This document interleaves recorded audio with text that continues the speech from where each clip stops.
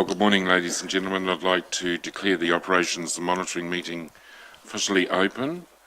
I just want to do a little bit of housekeeping and remind you that we are live streaming. And please turn your microphones on and off as appropriate. First thing I'd like to do is call for any apologies. I've got an apology from... I think we need to put a bracket beside Councillor Hunt in the minutes that she is conducting a council hearing. That's the reason why she's absent. And Councillor Kent as well. Mr. Rawiri Waru is... Mr. Waru is an apology. And Mayor Steve Chadwick. Would someone like to move that those apologies be sustained? Thank you.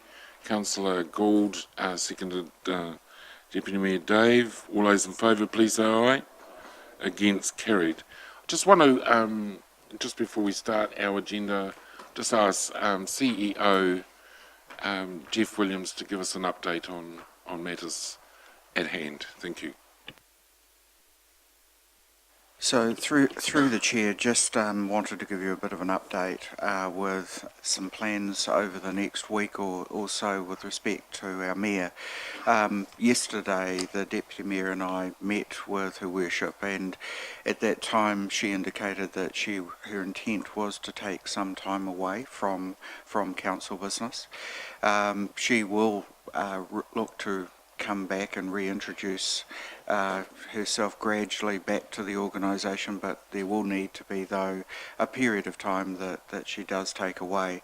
Over that period, the Deputy Mayor clearly will be acting as for the Mayor on matters, and will also have the Mayor's delegations with respect to approvals of contracts and so on. So that's the arrangement for this interim period. Thank you for that, Jeff. Also, Councillor Rotorua Tate, Acting Mayor Donaldson and myself are meeting with the CEO just to make sure things are on track in terms of submissions and all sorts of things that are lining up next week. So I hope you will all support that. Before we start our meeting, I wondered if Councillor Maxwell would like to have a karakia, please. Kia ora, Mr. Mayor. Mr. Chairman, sorry. Thank you. As I was approached, that might be appropriate. We just do a brief mihi and a brief karakia in light of what's just happened earlier last weekend, and that's farewelling John and our love and thoughts that go to our manukura, Stevie. So tuatahi e mihi au kia koutou.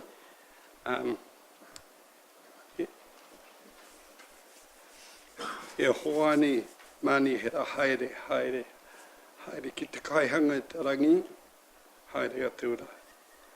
E mihi au kia koe te rangatira Monty, me Ngāti Whakau e te arawa whānui, me te awhi o Teihua. Tama te kapua must be ringing me. Aroha mai.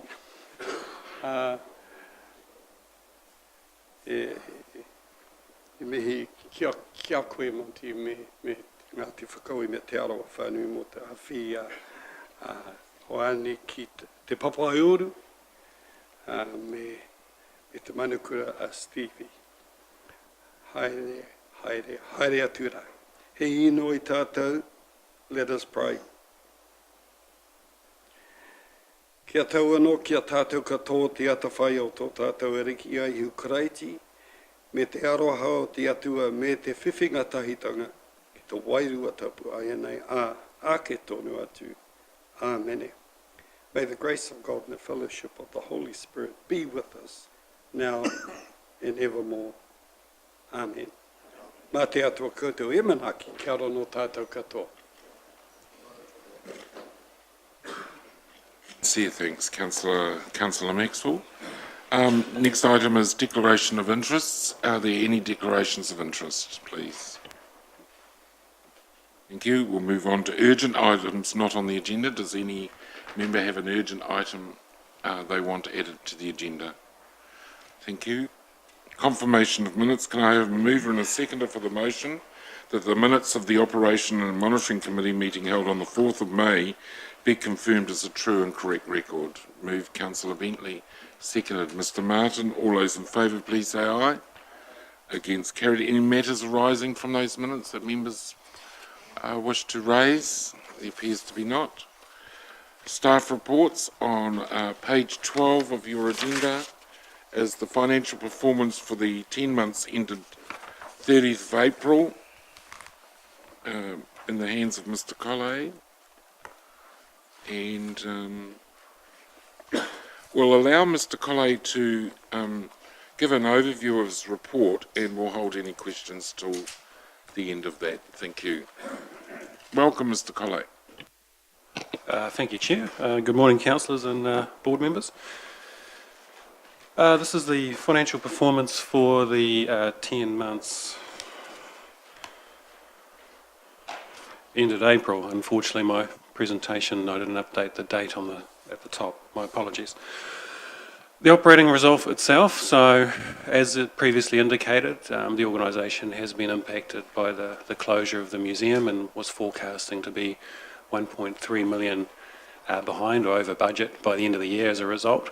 So we are tracking towards that result. So we're now 1.15 million behind budget with 2 months to go. So the decline during the month was 180,000. Now to make up, just to show you the difference of what that's made up of, that 1.1, the museum makes up 928,000 of it. And what we've also been hit with is some remedial works relating to those 2 cyclones that came through. And so the total cost of those was actually 400,000 of remedial works that had to be done. But NZTA are looking to contribute 50% of that, so we are being impacted by a $200,000 expense. So if you add those two together, they make up the majority of that shortfall behind budget. And there's a little bit of difference with regards to just the rest of the organisation around timing and a few other things. So on the expenditure side, so 400,000 over budget. It actually has improved slightly on the previous month of 145,000. Again, a big component of that though is the museum closure and those waste costs, those transitions costs we talked about some time ago of about 500,000, and we were looking to mitigate and offset those. The difficulty that we have had is trying to absorb $400,000 of remedial works so late in the financial year, and that has impacted it on the result at the moment. Revenues, so 700,000 behind budget for the period. Rates, subsidies and investment income actually continues to be ahead of budget, and then with even just the revenue from fees and charges.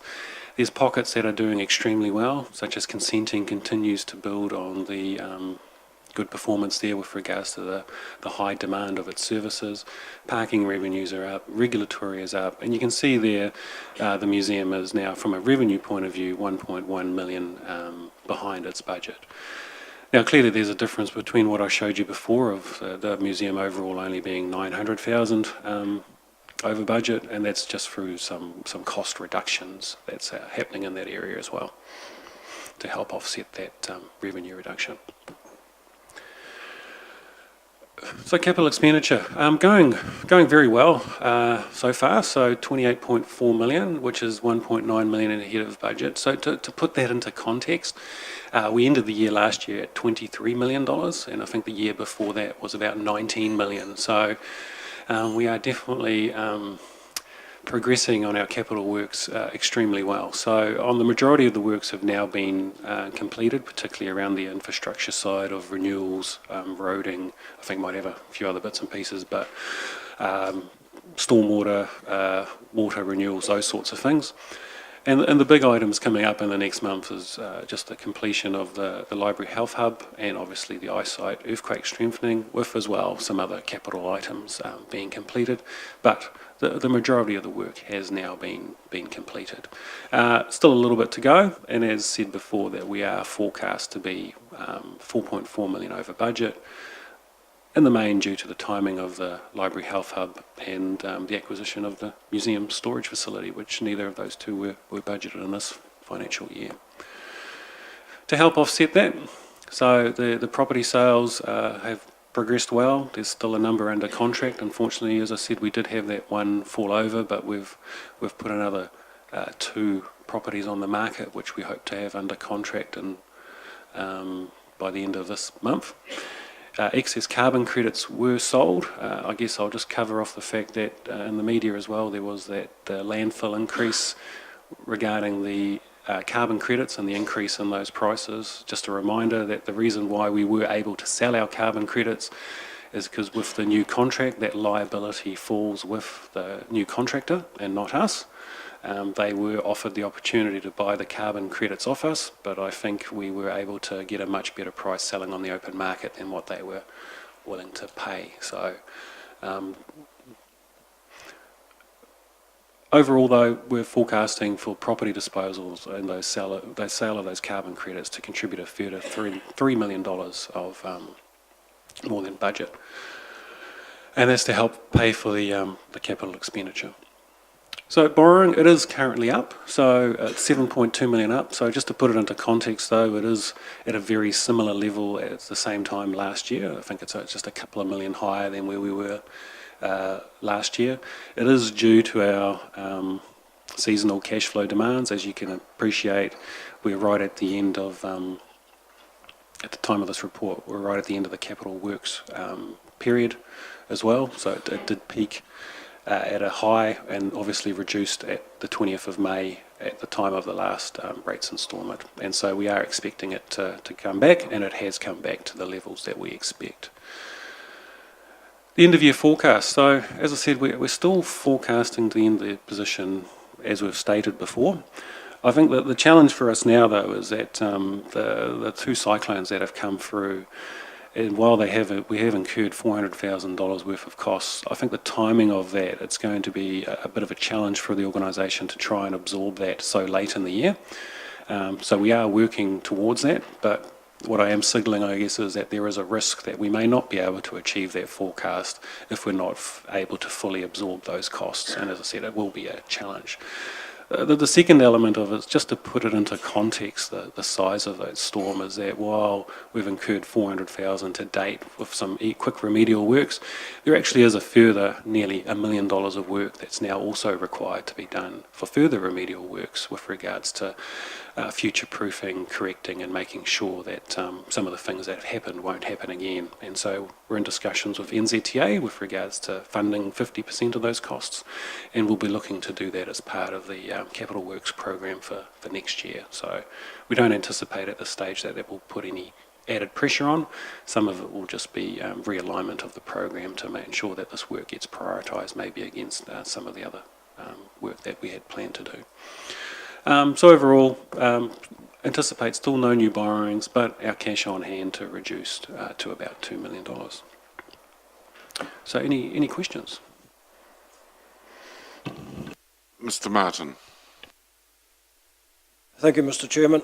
Mr. Chairman, this is not a direct question to the budget, and it's not a reflection on staff or council. I am concerned that I've been sitting here now for approximately about 3 months going through these budgets, and we're leaking money out of the museum. As I said, it's no fault of anyone's, it's a natural disaster that's taken place. What does concern me, Mr. Chairman, is that I believe we need the councillors to actually take some leadership over the situation. And I might be completely out of turn by saying what I'm going to say, but I think it needs to be said because I'm not familiar with what's taking place. I believe, Mr. Chairman, we need a workshop. We need a workshop for the museum, for the future of the museum, of where we're going to go forward. If we don't do that in the very, very, very close future, I think the ramifications to this town will be quite considerable. So I don't want to go and allude any further into what the workshop should be, policy should be about, but I think we should sit down, have the workshop. I've only heard one councillor actually say what's plan B, and that was Councillor Mauri Peka. And With that, Mr Chairman, I would like to see the councillors' leadership come forth and suggest to the CEO that we actually have a workshop so we can work through to the future, please. Otherwise, we're going to keep leaking money. We need to put our finger in the dike and stop things happening, please. Thank you, Mr Chairman. I'll ask the CEO to respond, because I think information sharing is important, but whether that's the right platform. So I'll ask the CEO to make a comment. So firstly, it's probably in order just to go back a little bit to some of the discussions that have already been held with Council. The first one was when the museum was closed, what was the appropriate or prudent action to take with respect to cost savings? At that point, a discussion was held which went along the lines that it was critical to reduce costs and outgoings for the museum. But at the same time, it was not seen as prudent by Council to actually reduce our staffing levels and to lose our museum staff effectively. So what's happened is that the museum director has gone through and done a lot of work to reduce the overall operating costs, so that's limiting the direct cost to Council already. But, and as you probably already know, has also at the same time looked at staffing, and that has resulted in some of our positions actually ceasing. So our front of house staff, cafe staff and so on are no longer employed in the museum, have been redeployed in other locations. So that's meant that the core museum staff, though, our curatorial staff, our staff who manage the collection, are still here and are obviously on payroll, and that's where our main ongoing costs are actually continuing. The Council in the discussion made it very clear to staff that at this point in time it was not appropriate to actually look at reducing their staffing levels any further. So that was the decision that was made some time ago. At the same time, some work was undertaken or started to investigate what situation have we now inherited with regards to the museum building. Now that's in a number of phases. The first being an in-depth investigation to understand the structural implications that we're actually dealing with. Now at this point in time, the engineers are getting to a point of actually reaching some conclusions about the structure, and we are due to receive, I think, a report in around the end of next month or thereabouts. And that report will detail the challenges that the museum building presents today. At that stage, what it won't do is to outline what interventions or remedial strategies are appropriate. It will make some general recommendations as to possibilities, but it won't give you a clear blueprint as to this is precisely what you need to do and these are the costs. So that's not yet known. So at this stage, really, whilst a workshop could be held to talk about options, really what we don't have is a known pathway forward that gives a clear resolution as to the future for the building, nor do we know the costs. And until those are really known, it would be very difficult really to actually start getting in place some detailed contingency planning as to what's possible and what the right directions are. So I think the issue that Mr Martin has raised, it may be opportune to have an information sharing workshop so that those options can be shared when that information is available. Is that what you're... Yeah. Yes, through the Chair, that's correct. As soon as we have got more understanding and have got the report back from the engineers, we will be bringing that back to Council for your direction as to how to proceed. I think the key thing is that this is a very, very complex, challenging process that we're working through. The building, it's not a straightforward modern structure that has been damaged through some earthquake damage. It is actually a structure which has got more than 100 years of history, and that history has included a number of changes, additions, remedial pieces of work that have been done, all of which has actually produced a picture today of a highly complex, challenging structure. I've also in the past alluded to the fact that the heritage status of this building makes it even more challenging, because we can't just simply start doing remedial work or changing the structure without Heritage New Zealand's involvement and permission to proceed. So this isn't an easy picture to run forward. If I can give you an indication, the engineering work that has been done to date has required, for example, core sampling of some of the structural timbers in the museum. Now, before that core sampling could actually be completed, we had to have Heritage New Zealand's oversight as to how the sampling was going to be undertaken and how the samples taken, the timber was going to be remediated. And that in itself was challenging, because where that came to was that where we took a core sample, this core sample of timber had to be replaced with timber of like that was removed. Now, that brings itself quite a level of challenge. So as I say, this is a complex process and not one that we're going to have a fast and easy pathway to know where we're going to move forward from. I think the flow-on effects on the budgets is an opportune time to raise this. So, Mr. Martin, did you have any further comment? Did you think that was appropriate? Thank you, Mr. Chairman. Thank you, Mr. Williams. The comments that you've reported back on, well, not comments, but the facts that you've actually put on the table today endorses why I think we all need to have this workshop when that information is available. Let's be honest with ourselves, there's probably 2 years before we could even consider getting back into there, if we wanted to go back into there, into the actual museum. I don't want to elaborate anymore, Mr. Chairman. That's the process of having a workshop, and we work through on that process. Thank you. Thank you, Mr. Martin. You have the CEO's assurance that will occur. Mr. Potawa Paseni Tule. Kia ora, Mr. Chair. Kia ora tātou katoa, and just want to extend our sincere condolences to Her Worship and whānau.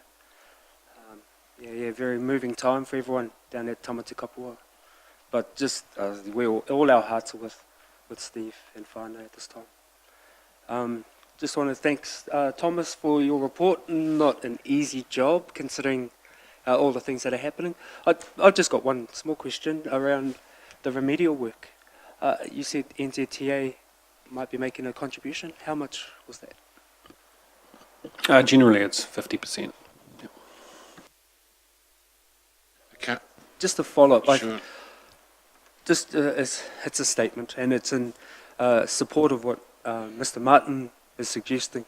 Just at home, with my wife and I, if one of us are out sick, that means the other one has to really pick up the pace just to keep the bills being paid. And it feels like the museum is the one of us that are sick, so the others of us have to pick up the pace. And I think at least the kōrero, just to reassure the councillors and the representatives, I know the pathway forward isn't known, but at least we can talk about some possibilities. Who's going to pick up the strain now that the museum is no longer able to do the mahi? And I think we need to get some reassurances for us personally, just to make sure that we don't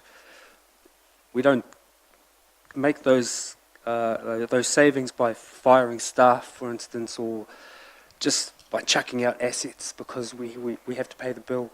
Because that's what we do at home. Sometimes you have to do what you have to do to pay the power. And I know that it's not the same thing, but I just would like some reassurance that we have their kōrero so that we can go back to our people to say the museum's out of commission, here's some options and possibilities. So I just want to endorse what Mr. Martin said. Thank you, Mr. Tule. Be assured that there are no moves to sell any of the assets of the museum to pay the bills. And I think I can speak on behalf of staff in terms of that. Our next speaker is Councillor Bentley. Thank you, Chair. Just a question for the Chief Financial Officer. With regard to the sale of assets and carbon credits and so forth, which in the past councils have borrowed money to purchase, are we just using the income from that for day-to-day running of council? I think, Councillor, you've asked me this nearly every month, and every month I've told you that no, we're using that money to pay for new assets. What new assets? The $29 million of capital works to date and the forecast $34 million for the end of the year. So we're not using none of that money to repay debt that we've taken on board in the past? Well, Councillor, as I've said every month, that we are forecast to end the year with exactly the same debt. We're not forecast to reduce any debt this year. Thank you, Thomas, for your report. I've got a number of questions. Am I right in saying that your forecast 30th of June is going to be 1.3 million over budget? And two, have you taken into account Destination Rotorua full year forecasts a loss of $195,000 on page 24? And C, the two properties which are under contract, what value are they valued at?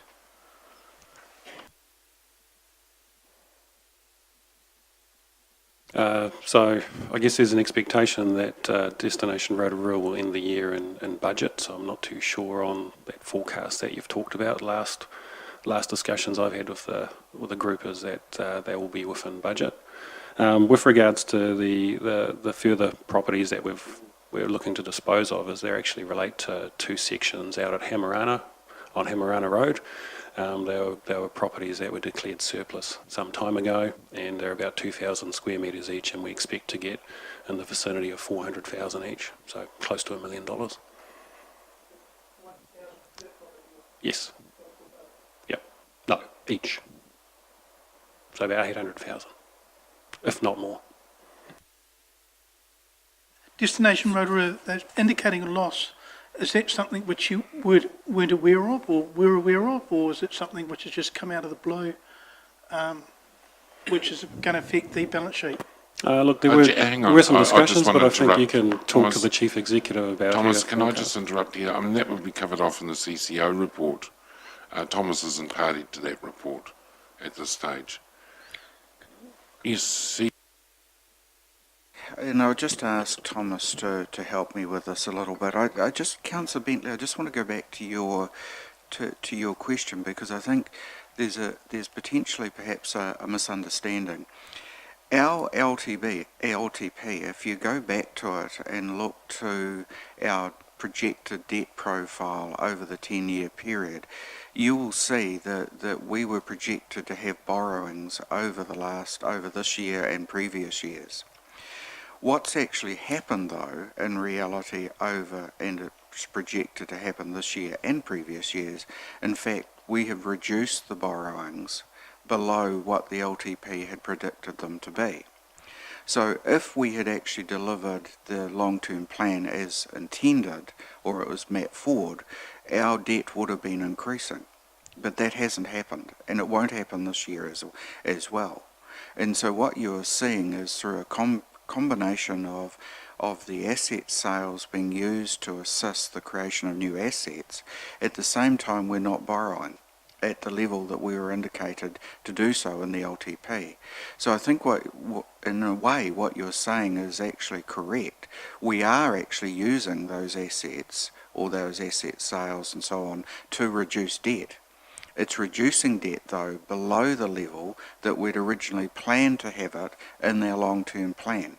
Without those asset sales, we would not be able to actually deliver a no borrowings outcome as we are this year. We would be actually above that.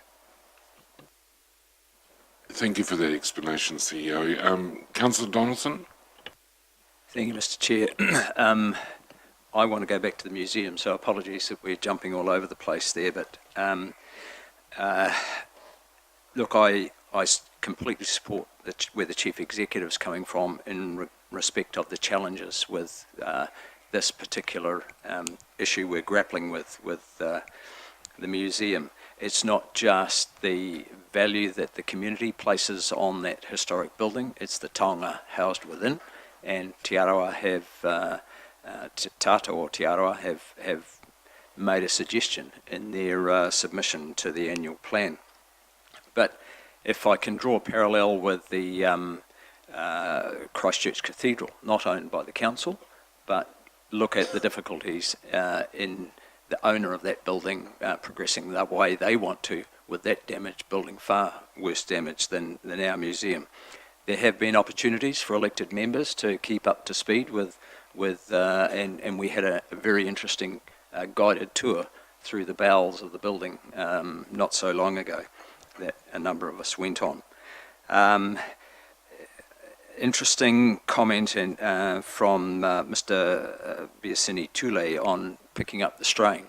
So we are looking at that in the annual plan. That's the whole discussion we've had with the community around the targeted rate to pick up the strain, because my sense of this community's view on the building and the treasures housed within is that it's going nowhere in the short term.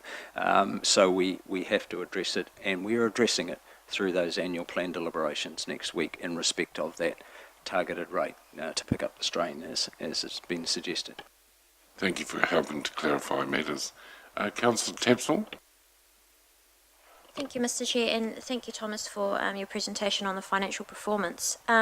With our annual plan deliberations coming up and a lot of submissions coming from the community, a lot of our families are being very critical of the rates that we are charging.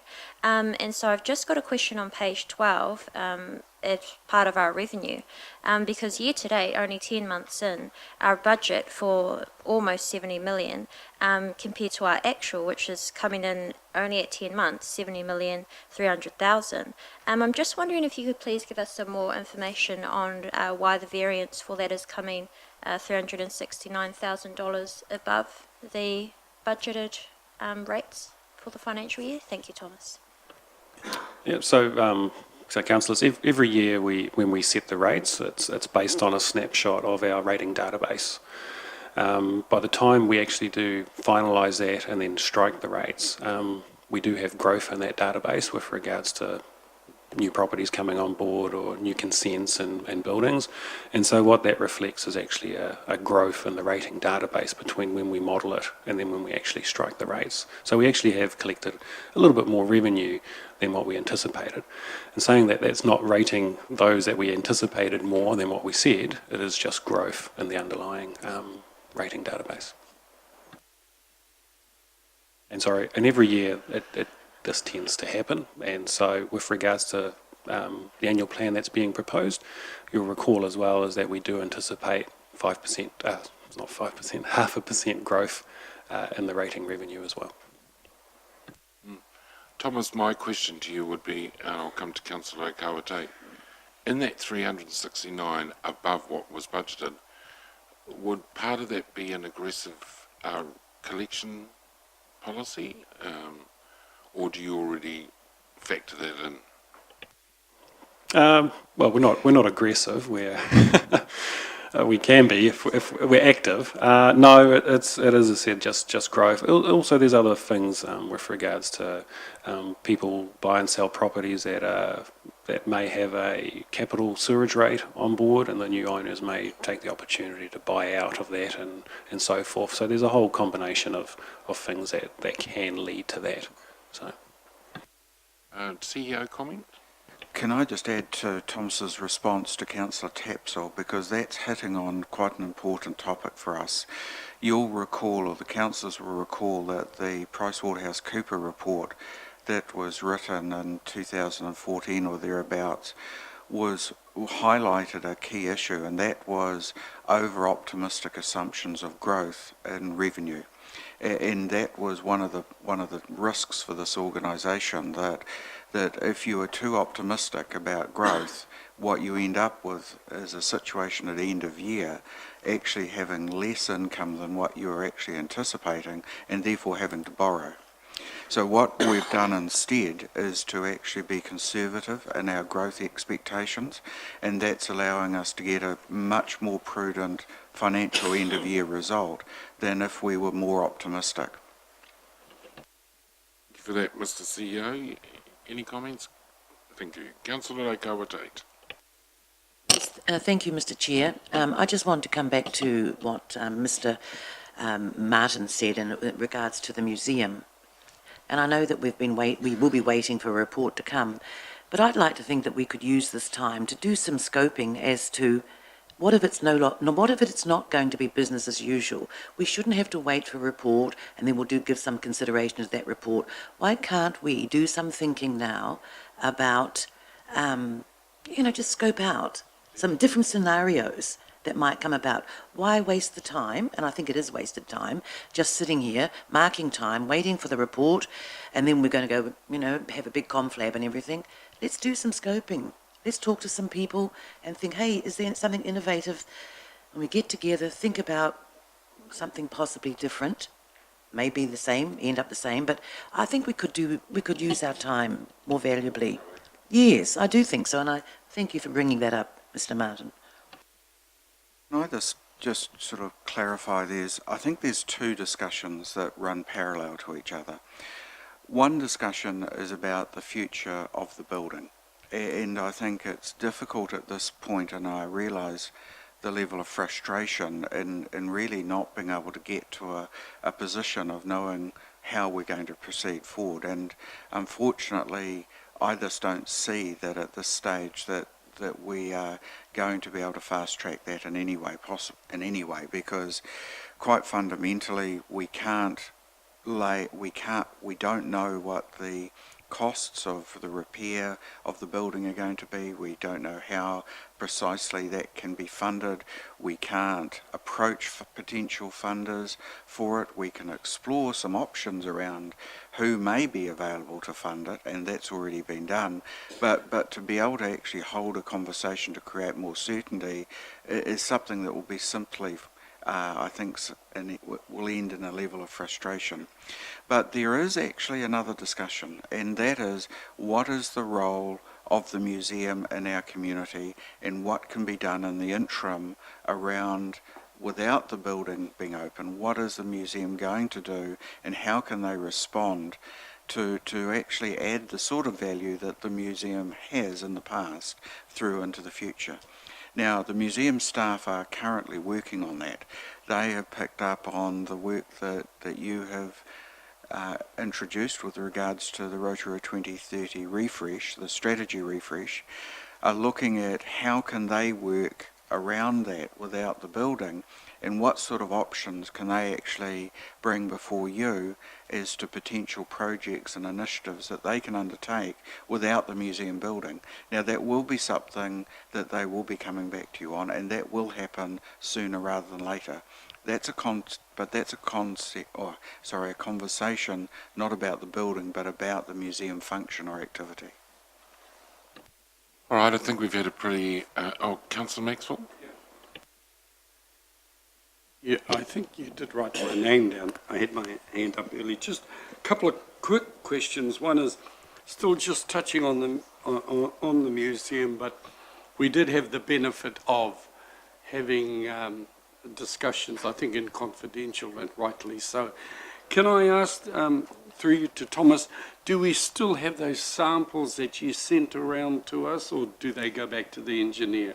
Because I think if there's some of our other parts of council, being the Lakes Board, the Rural Board, if they saw those samples that we saw too, it'd help with the thinking.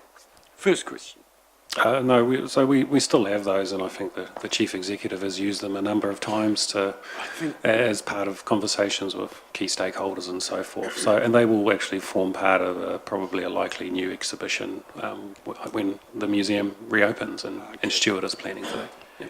And the second one is the either you or the Chief Executive Officer. The recent earthquake in Kaikoura was only last week, I think it was, so 4.9 or something. Do we have any information? Did it affect our museum in any way in last week's shake-up? Not that we're aware of, no.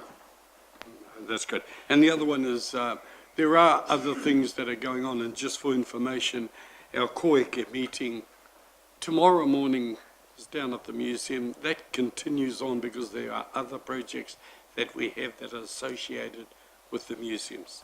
Thank you.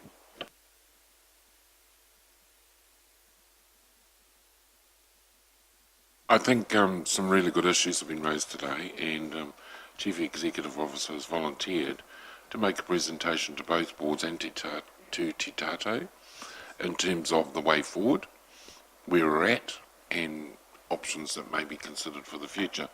But I take on board Chief Mr. Martin's viewpoint that I think coming together of all minds in a workshop when we've got some information is a great way to disseminate that information out.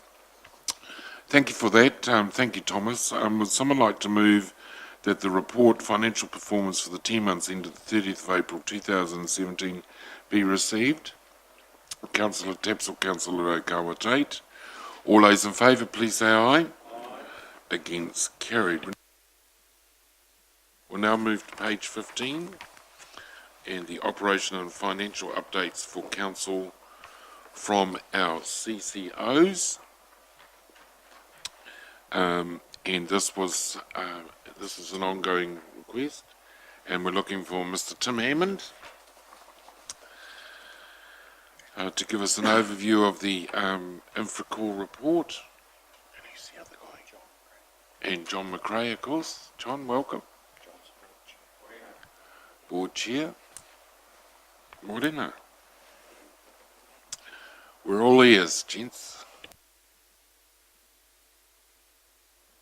Well, I guess what I'd like to do is just split this up into two parts in terms of what we present to you. First, I'll just give a quick setting the scene of where we are as an organisation, where we as a board sort of see where the organisation's going, and then hand over to Tim to get into the SOI. So I'll just touch on my stuff really briefly and hand over quickly. It's fair to say that, just to set the scene here, the context of when the CCO was set up, the organisation had some performance challenges, is probably the nicest way of putting that. And then what we've been able to do over this last period, and this is where Tim will give the details to, is start getting the house in order, which is focusing on the delivery of our service according to contract, starting to look at, the quality and the performance of the organisation. And what I see from here is step 3 is really about a focus on being the best that we possibly can be as an organisation, which is focusing on quality, focus on growth, and that's growth of other revenue streams. And to do this, we need to be working towards a high performance team. Now, to develop a high performance team just doesn't happen overnight. That's setting the culture of the organisation, it's setting the performance criteria of each individual within that organisation, and being very clear as to what the organisation is going to achieve, and that's going to take a period of time. So that's sort of just wanted to put that in front of you. That's a very high level generic view of where we see Infracore going. Really pleased with how the brand itself of Infracore has been accepted within the marketplace. It was a low cost in terms of putting the brand together, and in terms of value, it's already been accepted in the market. In terms of return on that investment, we're going to see that coming back in ample returns. I'll hand over to Tim just to give you the numbers and the detail of how this last quarter's gone. Okay, thanks, John. So quickly to run through the information, a brief summary of what's been put in the papers, and hopefully add a little bit more detail to it. In terms of the quarter overall, we're delivering a profit from the business. Year to date, we're on about 134,000. We're on track to exceed the SOI target. It always was the plan that the fourth quarter would be one of our higher yield quarters. We've got projects that are finishing, and the bills the invoices for that work tends to go out in the fourth quarter, so that will give us a kicker in our income. The trend overall, as John says, we've gone from the opening position where we were at, where we were making a loss, to we've turned it around now. We are on track to make the profits we're looking to do, and hope to continue to be able to grow the business.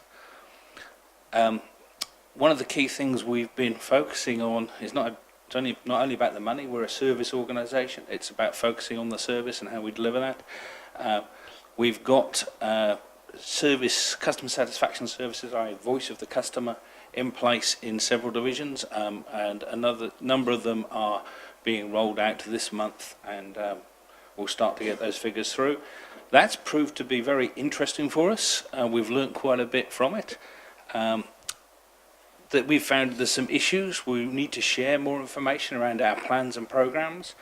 So that's led to, in recent months, we've been giving the forward programs to people like the call centre, so that when customers call in, they can say, oh yes, that reserve is due to be mowed tomorrow or next week. So we weren't very good at putting that information out there and actually giving it to other people. It existed, but it wasn't communicating it. So the feedback has shown us, well, we've got that information, why don't we share it?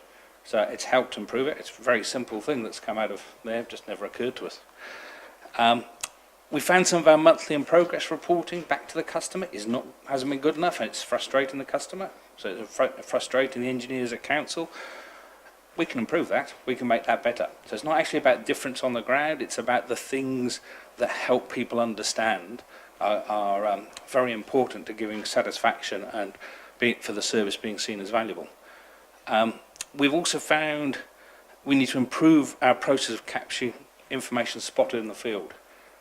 We do see things that there are issues out there. We do raise them, but how that gets through and how it gets actioned sometimes falls down. So we're working on improving those processes.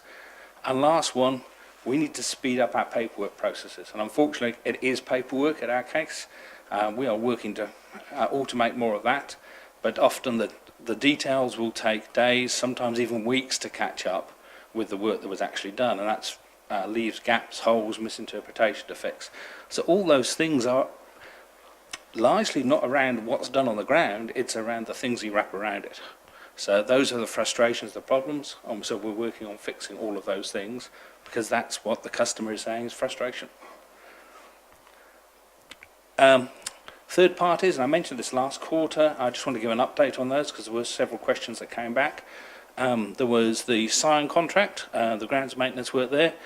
We're getting customer satisfaction about that is very good under there. We're actually delivering under budget, and profits are exceeding budget at the moment. So we've got happy customers and we're making more money off it than we expected. So it's proving a win-win at this stage. Tauranga City Council, I mentioned last time that we were about to start that work. We are progressing with that. It's due to finish the next couple of weeks. The customer satisfaction results I can only describe as excellent. They're so good, in fact, that on June the 8th they've invited us to come along and talk to other contractors and to tell them the difference between what they deliver and what we deliver and try and help them improve their game. So they've also now talking to us about other work they want us to start in July and August, so it's already leading to more work coming in and a very proactive basis, and it's on track for costs and budgets as well as the service being excellent. Some other stuff, last time I mentioned Gisborne, there was quite a bit of talk around that. We made it the shortlist. Unfortunately, we missed out on the final selection, but the fact that we beat many of the major players on in getting to the shortlist is a positive. We've learnt quite a bit from the process. Gisborne Council have been very good in terms of giving us feedback and on helping us improve. So it's been constructive from that point of view. Disappointing we didn't get it, but it will be better next time as a result. There's also some work we're doing at the moment, one of the leading New Zealand energy companies, I can't say which one because there's a commerciality to it. They've got a problem with some of their current contractor work. They are looking to put that out to the market next year. They need somebody to bridge them between now and then, and we are actively engaged with doing that work, looking at doing that work for them. So hopefully by the end of June we will have something in place at least for probably an 8-month period until they can get their contracts out there. That should put us in a very good place for then competing for that work when it does come out, if we've helped them out of the hole they're in at the moment. We're also similarly talking with South Waikato. Their main grounds maintenance contracts are due to come out in next year sometime. There are some remote sites they're struggling with that are very close to our district, so we're looking at doing some work there to help them in the interim. And once again, it's about building that rapport and that relationship to get us hopefully in a good position for the more work going forward. So it's all about, as it often is in the contracting game, building up a reputation, a brand, a good relationship to build on the work. Rebrand. If you've seen our vehicles around, we have rolled out the rebranding over the last few months. So the new Infracore logo is on the vehicles, the uniforms have changed, the stationery's changed, we've got a website up and running in our name, all part of putting ourselves out there. We are, that's been done, I would say on the cheap, but on the, for as minimum cost we can, but it's certainly helped us create a clean profile, especially with new markets like Tauranga. And systems, we're actively working with council on their finance system, so we're looking to use the same system there, the one council system for finance, and the field services management system, which is a key part of helping us address a lot of those issues I talked about before in reporting and process and timeliness, is using technology to help improve things as well as changing our internal process. Financially, these numbers are in the report. Probably the key elements of it is we are down on our overall project, which was what we planned. We're obviously saving some costs because some of those project costs are saved as well. Overall, we are forecasting that by year end, we will exceed our profit. How we've got to that is slightly different than the composition of how we budgeted to, but we've got to the same end result on a lower turnover, which is we're quite proud of having achieved that, because we should be, if we're down 140,000 on revenue, but we're achieving more than we planned for profit, we're doing quite well. On non-financial measures, health and safety, I have to report we are not going to hit our target. Our target was to reduce injuries, specifically lost time injuries. We had 7 LTIs in the previous year. We had brought it down from 30 odd in 2014. This year we tried to reduce it by a third again. Unfortunately, we've had 7 further this year, so we're on track to match last year, not achieve the third reduction.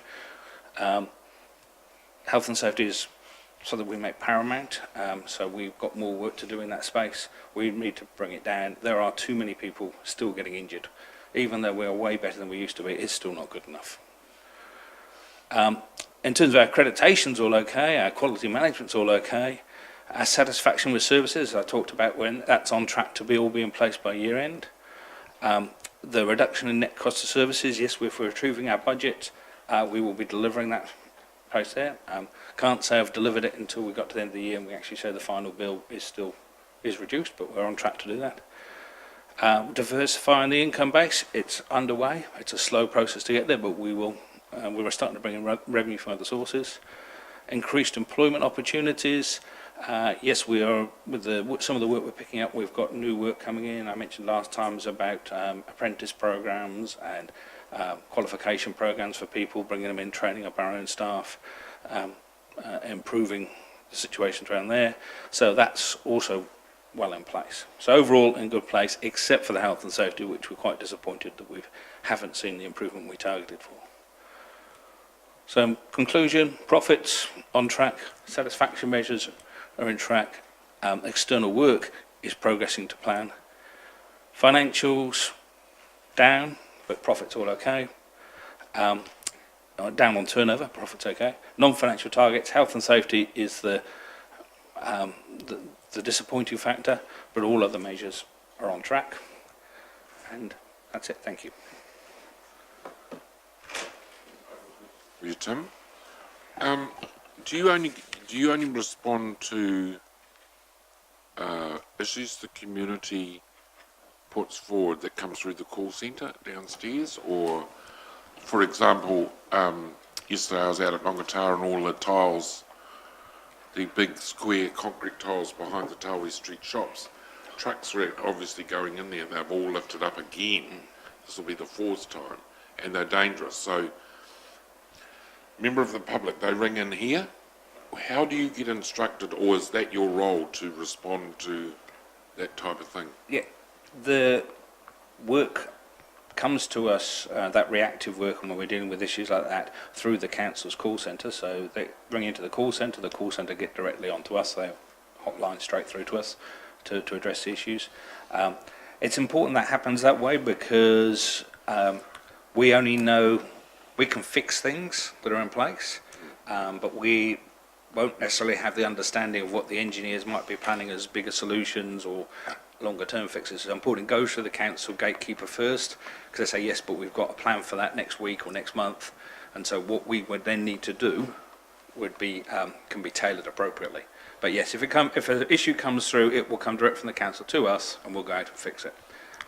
So if you don't know about it, you haven't been told. Yeah, if it hasn't come to us from council, then a bit difficult for us to do stuff. Yeah. Thank you.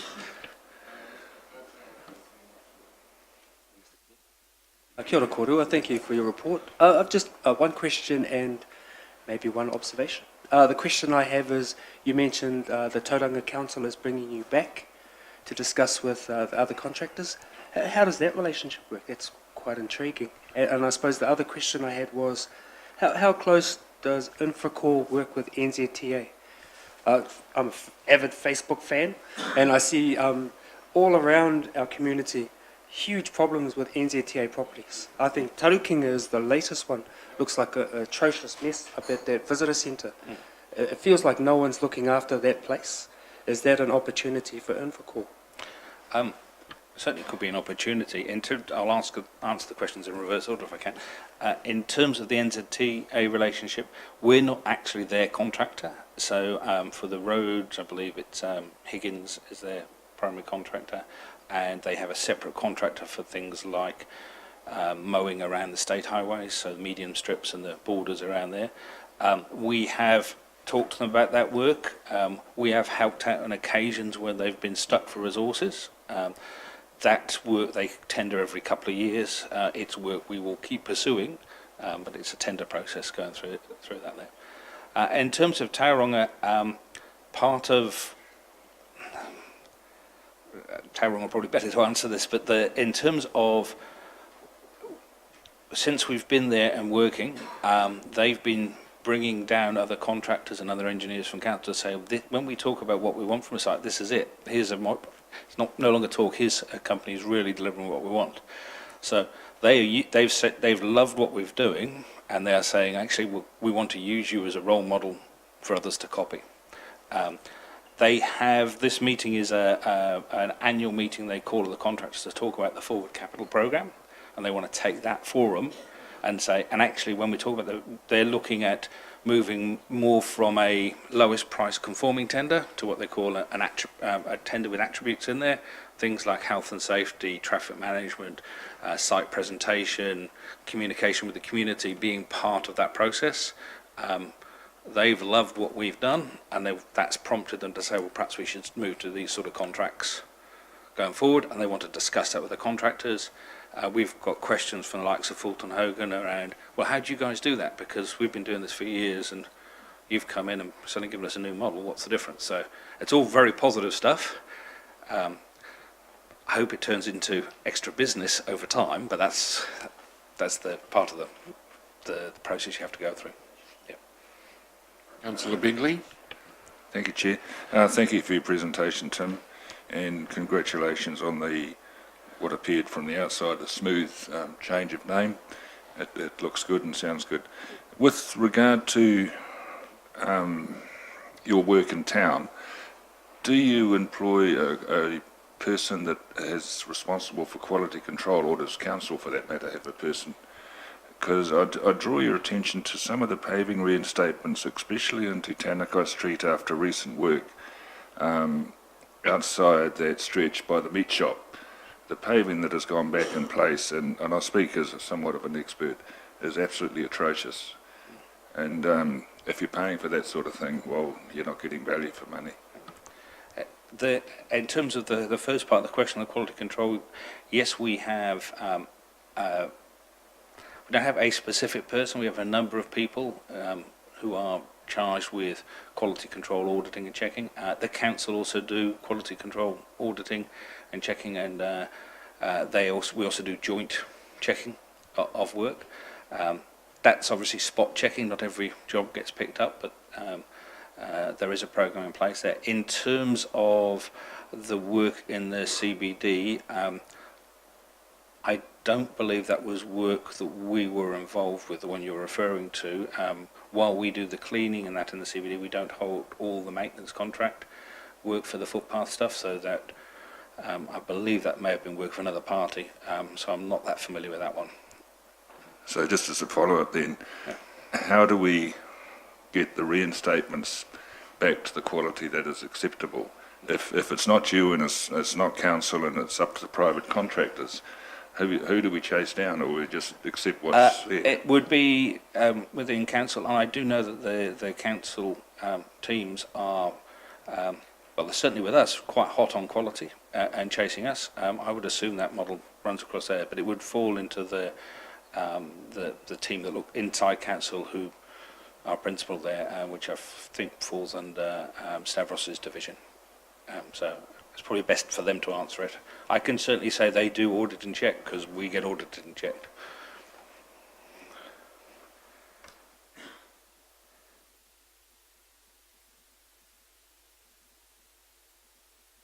Thank you, Tim, for your report. I realise it's winter and we have had autumn, but we've had a lot of leaves fall off trees and they've been blocking up the drains all over Rotorua. Are you spending a little bit more time cleaning the drains at this time of year? Because this drains being blocked up can cause problems with the pavement, with the verges and with the people's properties. You either convince the property owner who's got a drain outside their place to clear the drain, which quite often people will not, or you have to send someone around to clean the drains, particularly like Wiley Street with a lot of trees around. In some parts of Limmore also I've seen lots of trees, the leaves cover up the drains, and also Ferry Springs Road coming back from Tauranga yesterday. I noticed quite a bit of that coming along the main highway. In terms of leaves pickup, yes, we are doing a lot of leaf picking up and cleaning up at the moment. We're not accountable or work charged with doing all the areas, so there are certain areas we do. There are other areas that there's different arrangements in place.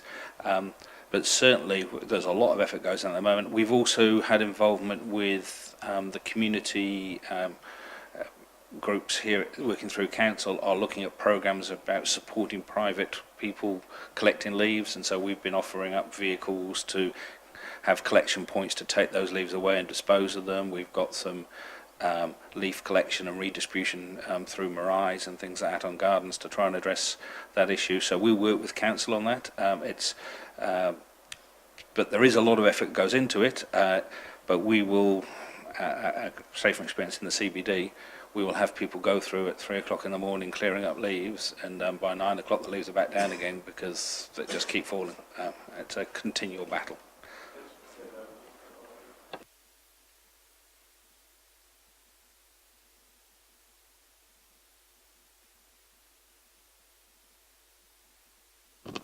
Thank you, Chairperson. Thank you, John and Tim, for your report. My line of question is in no way an insinuation or an attack, but whenever there's a name change, and we've had quite a few name changes in the last 4 or 5 years, some may have caused furor, some a little bit of attention. But whatever happens, lots of people do get disgruntled as to why the continuous name changes. So my line of question is, do you have frustrations with the quality of the workforce in terms of skills and ability to deliver the work, thus impacting on great delivery? The word on the street is there's lots of disinterested people employed, costing the ratepayers lots of money. but are working there for a leisurely lifestyle. Are we going through a shift in this culture profile? As you've mentioned, we are down on our forecast. Is this a significant factor? Before you answer that, Councillor Kumar, was that a speech or a written question supplied to you? Bit of both.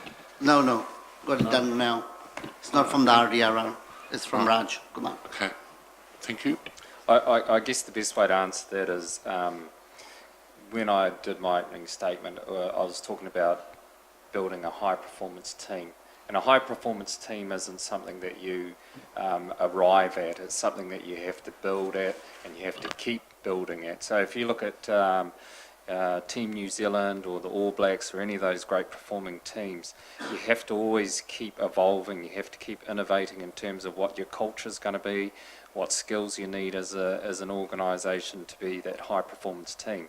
Now, definitely, we have come from a situation of the past where we have been criticised, or Castle Corp was criticised for having members of staff which fit what you were talking about.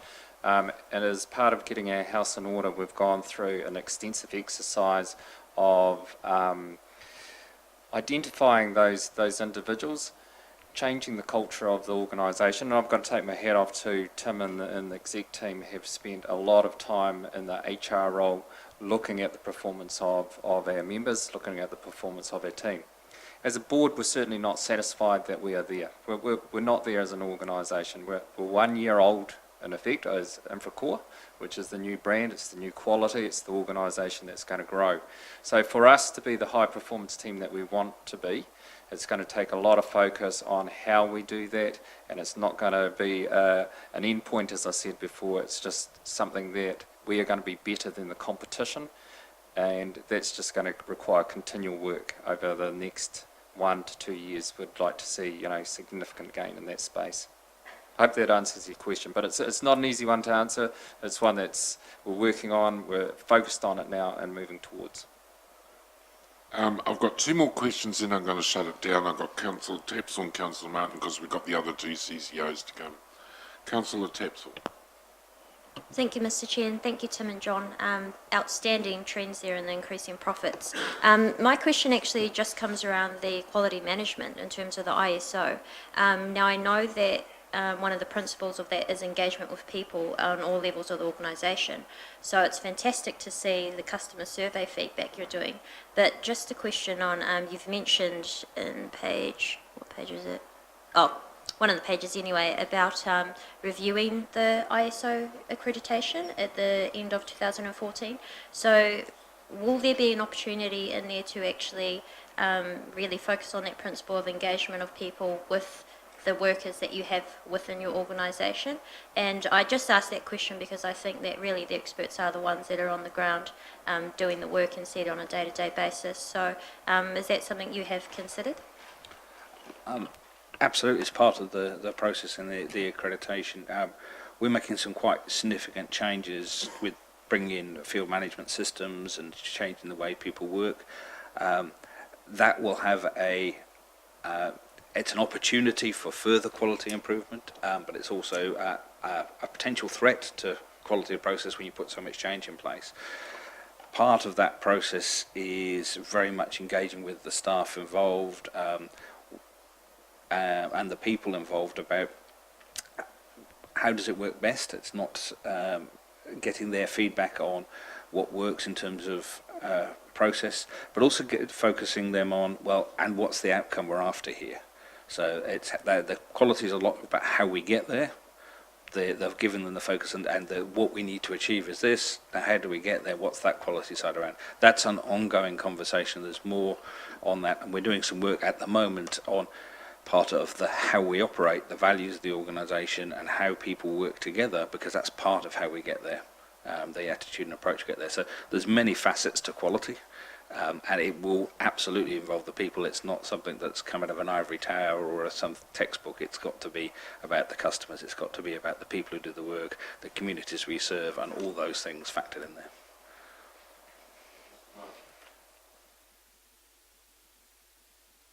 Questions, please. One to Tim.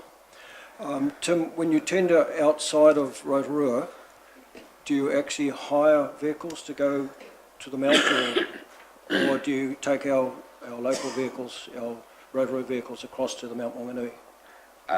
So on the Mount Maunganui job, yes, we're using local vehicles. What we have done is we actually, to try and save some cost on that, we have made an arrangement where we park those vehicles up overnight at a local site in Tauranga. But we have on occasions hired vehicles. Our preference is to use our own, but occasionally when you need more vehicles than you've got access to, we'll hire stuff in. So occasionally we'll hire port hire vehicles and things like that. But most of them are our own vehicles, travel around the place. It's part of that Infracore brand around the place. Okay. It's fair to say it's priced into the job as well. Yep. Yeah. Thank you. Mr. Chairman, the second question is actually back to, our CEO's gone. My concerns are, Mr. Chairman, to actually get a 400,000 K below budget operation. Congratulations on that. But to get there, it's the subcontractors in some cases are missing out on that revenue. One of the revenues is basically, if you have a look on page 17, first bullet point, purchases from the nursery for the year are currently down by around 150,000 Ks. So Chairman, it concerns me if we're not supporting one of our own colleagues in the aspect of a nursery. Are we trying to shut the nursery down, or are we reducing the income for that nursery so they don't become viable? And that concerns me, Mr. Chairman. Sure, someone can answer the question and I have no fears. I'll ask Tim too, because the nursery is actually part of Infracore. Yeah, so the fact that the purchases year to date are down by council, it's a timing thing on projects. There have been purchases coming through in the fourth quarter. We expect we will be slightly down this year, but those plants that we don't sell, if we're talking with the council, if they're not needed, we will sell them to third parties. So we will not miss out in terms of the nursery. Our first preference for those plants is to the council. If they need them, if they don't need them, we sell them to other parties. By other parties, it's probably wholesale sales to other councils because they are planting plants. They're not really retail plants. They are plants for going to roadside reserves and things like that. So we have other plants we can sell to. Our first preference is always to supply to Rotorua Lakes Council, but if it's not, if they don't need them, we will sell to others. So it's a matter of timing on the sales, basically. The council's signalling they don't need as many as we thought. We've got them, we'll sell them to others. But we haven't sold them yet. Just to be clear on that too, that we're not a retailer and we're not going to be competing with local retail. So I just want to re-emphasise what Tim was saying. We're looking at, it would be wholesale and out of district is what we're looking at. We're not looking at retail and competing with local competition. Have I got it clear, please, through you, Mr. Chairman? The $150,000 that the nursery never got paid because you didn't participate with their plants, they have picked up by selling those plants somewhere else. They've picked up the $150,000. Is that correct? Is that what I'm hearing? We will be selling them. We'll pick that revenue up. We haven't done it yet. We have sold some of those plants, but I can't say I've sold $150,000 of plants yet. We are in the process of selling those. As we get confirmation that the council doesn't need them through the fourth quarter for any plantings, which we've got a programme like as of last week which shows us what is needed. So, yes, it will happen. I can't say it has happened yet because we haven't sold all those plants yet. Okay, and the people you're selling them to are the Hamilton, Tauranga district councils, Gisborne, those types of people? Yeah, those are people we target because they're the sort of plants that they will want. And we sell to those people regularly anyway. Over half our business is to out-of-town councils anyway. Okay. If I may, I'm very protective of that nursery. They keep Rotorua beautiful. And I'd hate to see that we get to the situation we lose the expertise we've got here and we have to buy in plants like the other councils. So I'm protective of them, sorry.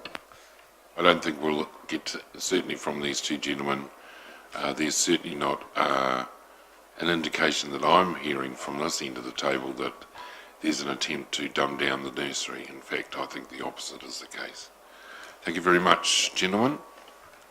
Thank you, Tim. Thank you, John. Keep up the great work. The next one is Michelle Templer to overview the Rotorua Economic Development Report. Welcome, Michelle.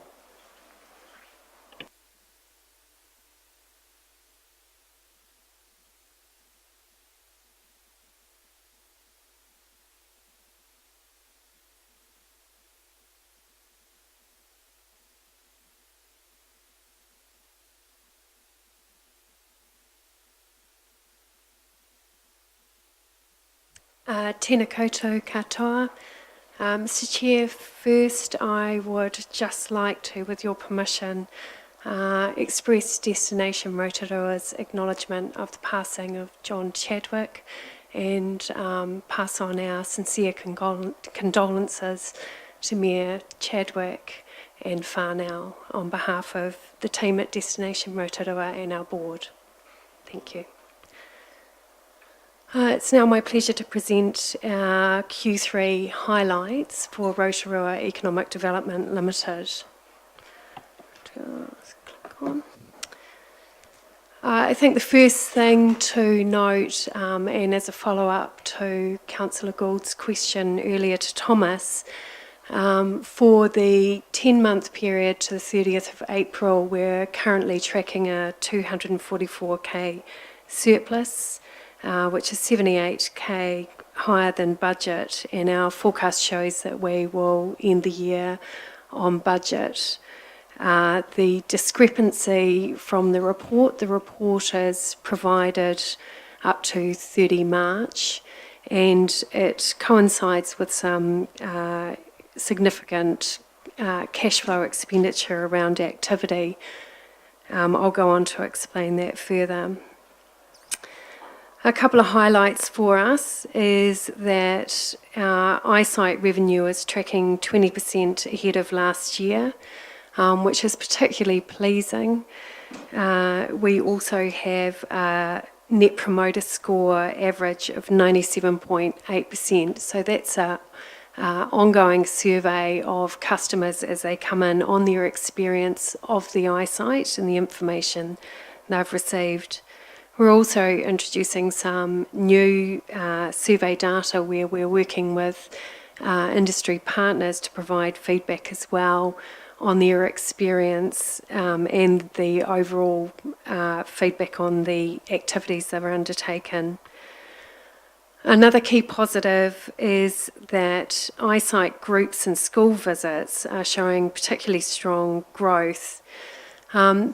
Again, this is important because one of the cornerstones of that in the past has been engagement with the museum. So we're really pleased that the museum staff responded by providing support to some of the groups travelling around in government gardens, but also demonstrates the depth of Rotorua's offering to school groups.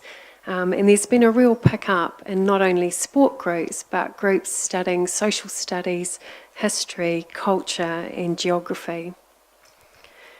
To give you an example, last weekend there were 20 groups in Rotorua, school groups. Our business events team is currently tracking ahead of target by 55%, having won 45 events. And that's, again, an incredibly important indicator for us, with average daily spend per delegate at around $497 and the average stay of 4 days. We've been doing a lot of work to understand in depth the impact of delegates into the city, but also our performance in attracting them. And we've got a number of insights recently that for major conferences, from the typical request for a proposal to when they actually land in Rotorua, is normally around 1 year and 4 months. So most of our work is, over, a year and a half in advance. We're also tracking our conversion rates, and we're also very pleased that we have landed 2 major events this quarter. One's 550 delegates, and then a major international congress of in excess of 1,350 delegates. All these conferences fall in our shoulder and winter season, so again they're important in ensuring ongoing support of our hotel, motel and our activities and major attractions sector and the retail sector. We're also shifting to focus increasingly on how we support attraction of smaller conferences, so that's anything sort of 300 and under. And this year we'll be exhibiting at the Office and PA conference for the first time, because we have great feedback that these are the real influencers and decision makers, and we'll be targeting Auckland in particular as an area that they can come and undertake conferences here in a cost-effective manner.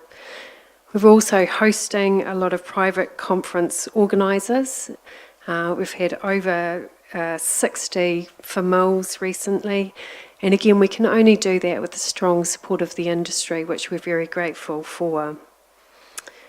Our trade team recently exhibited with Explore Central North Island. So this is focusing on the international market. And again, we were really thrilled that 23 local operators went and participated with us to showcase the destinations offering. Those shows are incredibly important in ensuring that international itineraries include longer stays and are targeted at higher value tourists. We also recently undertook China Roadshow in collaboration with Auckland International Airport and Tourism New Zealand. And again, this was entirely focused on free independent travellers. There's been a rapid increase in Chinese airlines connectivity into New Zealand, and we do see increasing opportunity out of second-tier centres such as Shenzhen and Chengdu. What we've also done is some profiling, which shows that visitors from those regions are more likely again to want to explore more and stay longer.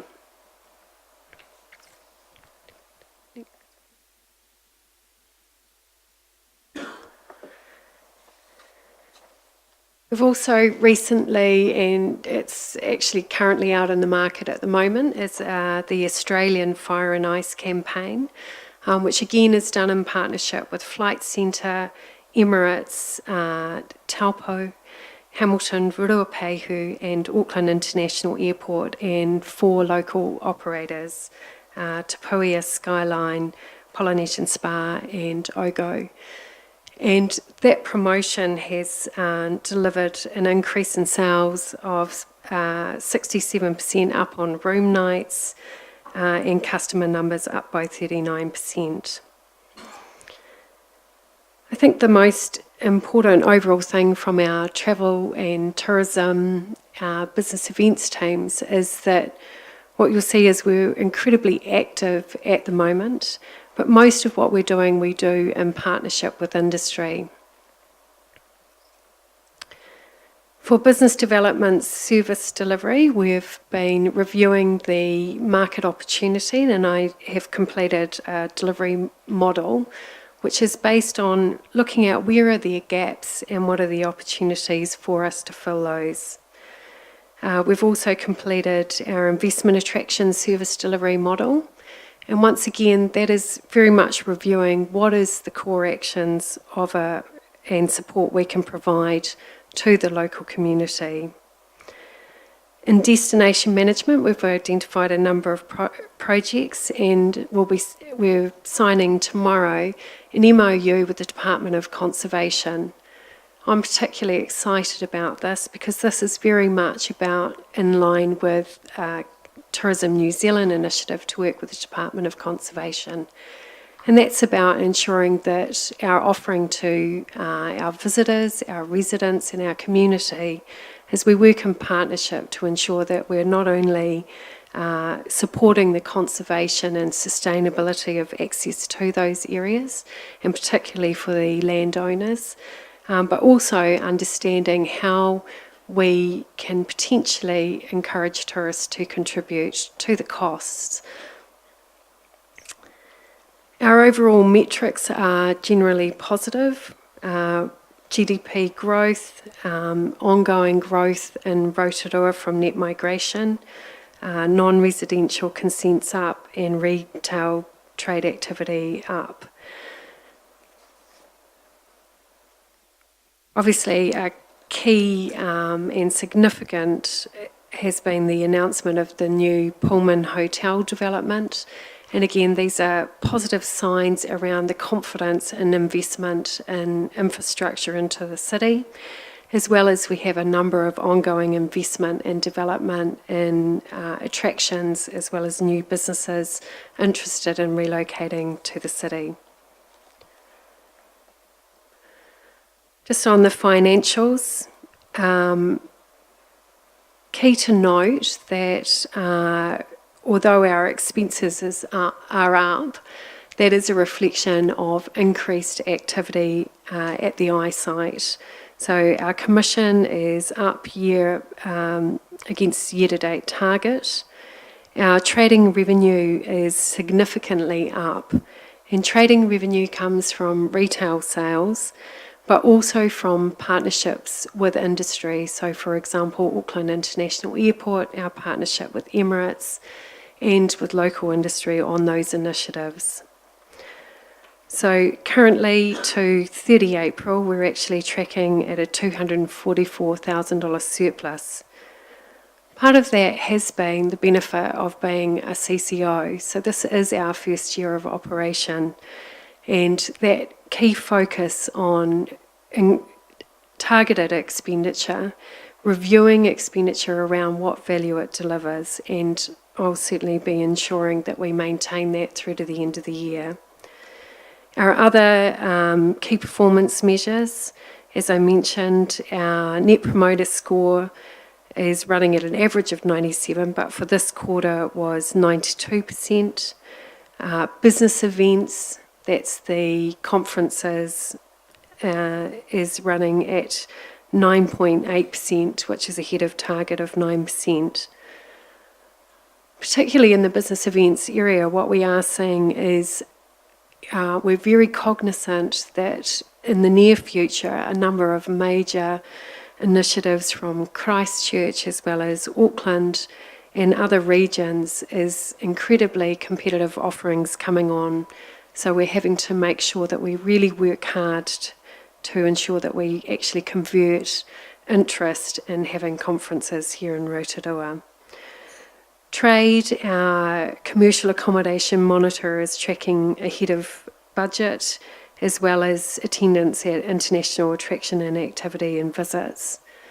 What I will note, however, is there's a slight skew in the statistics with the change in timing of Easter. And it is important to note that there have been some recent figures that have come out which show the Chinese market, for example, a decline in spend, but also in numbers. And I think, again, it just highlights the importance of targeting higher value, free independent tourists. We can't rely on bus loads of tourists coming in. And having a balanced portfolio of markets that we're engaging with. Domestically, again, we're ahead of target on commercial accommodation monitor nights. I think I mentioned last time, however, that one of the things that we're seeking to get better visibility on is the number of visitors who are coming and actually staying in what we'd call the shared economy or informal economy. So we have private homes monitor, but again, we have only limited data sources to understand exactly how much people are spending at Book-a-Batch or Airbnbs, or how long they're staying. On investment attraction and business development, we have our service delivery frameworks and our market analysis frameworks which have been completed.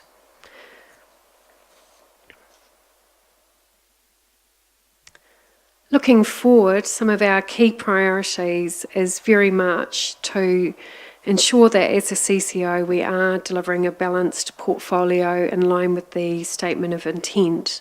And I'd just like to acknowledge and thank we've had some great feedback and input on our statement of intent, which is appreciated.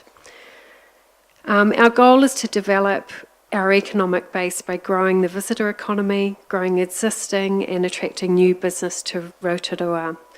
So in business development, again, our focus on supporting capability and capacity of businesses to grow, and we've undertaken to support the Accelerate program, as well as looking at launching a new program called the Ngā Mihi program, and that is very much focused around high performance, so supporting businesses to maximise their opportunities.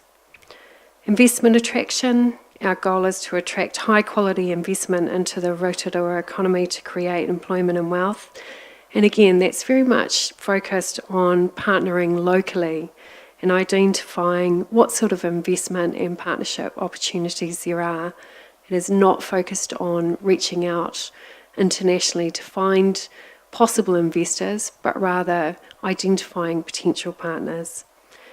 Our visitor economy, a focus on delivering world-class visitor experiences to maintain our competitiveness, destination management, and targeting high-value visitors year-round, particularly in the shoulder and winter season, and obviously a financially stable organisation. Thank you. Happy to take any questions. Thank you. We have some questions. Thank you, Michelle, for your report. Councillor, Mr. Martin. Chairman, through you, please. Congratulations on your report. Very well done. The Rural Board would like to ask the question, basically, farmers pay a direct targeted tax to your ED.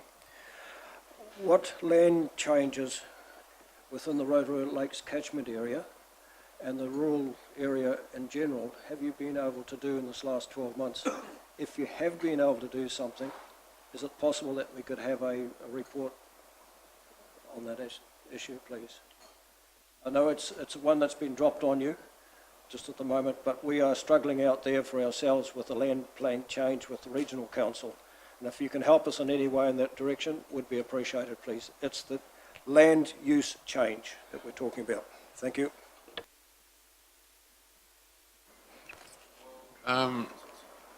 Yeah, I'm struggling to find, Bob, whether that's in the scope of the CCOs. I think that's at a higher level, maybe. Maybe the CEO could have helped me. If I can, through the chair, look, I think the challenge that the CCO would have in this space is that it's a space that's already got a number of work streams that have been led out through the water quality program. So the regional council obviously is leading both the incentives board, but also funding directly land use change projects. So that really is the active work stream that has been driving any type of land use change initiatives. I think the CCO's work in the past has touched on projects like, for example, Manuka and the business case around that, but that is limited to a proposition around a new values case that landowners may pick up.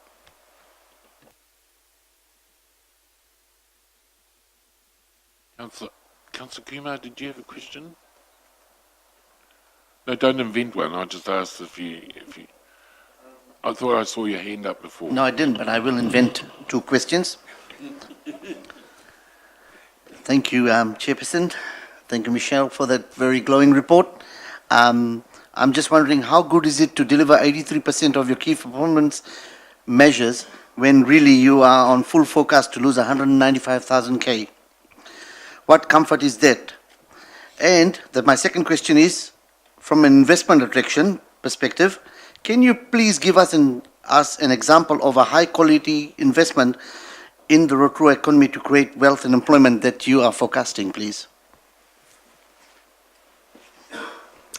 So to your first question, as I mentioned, it's more a cash flow phasing issue that we were predicting 195K over expenditure, and we've made decisions to bring that back in line, and now we're predicting finishing in surplus by $78,000.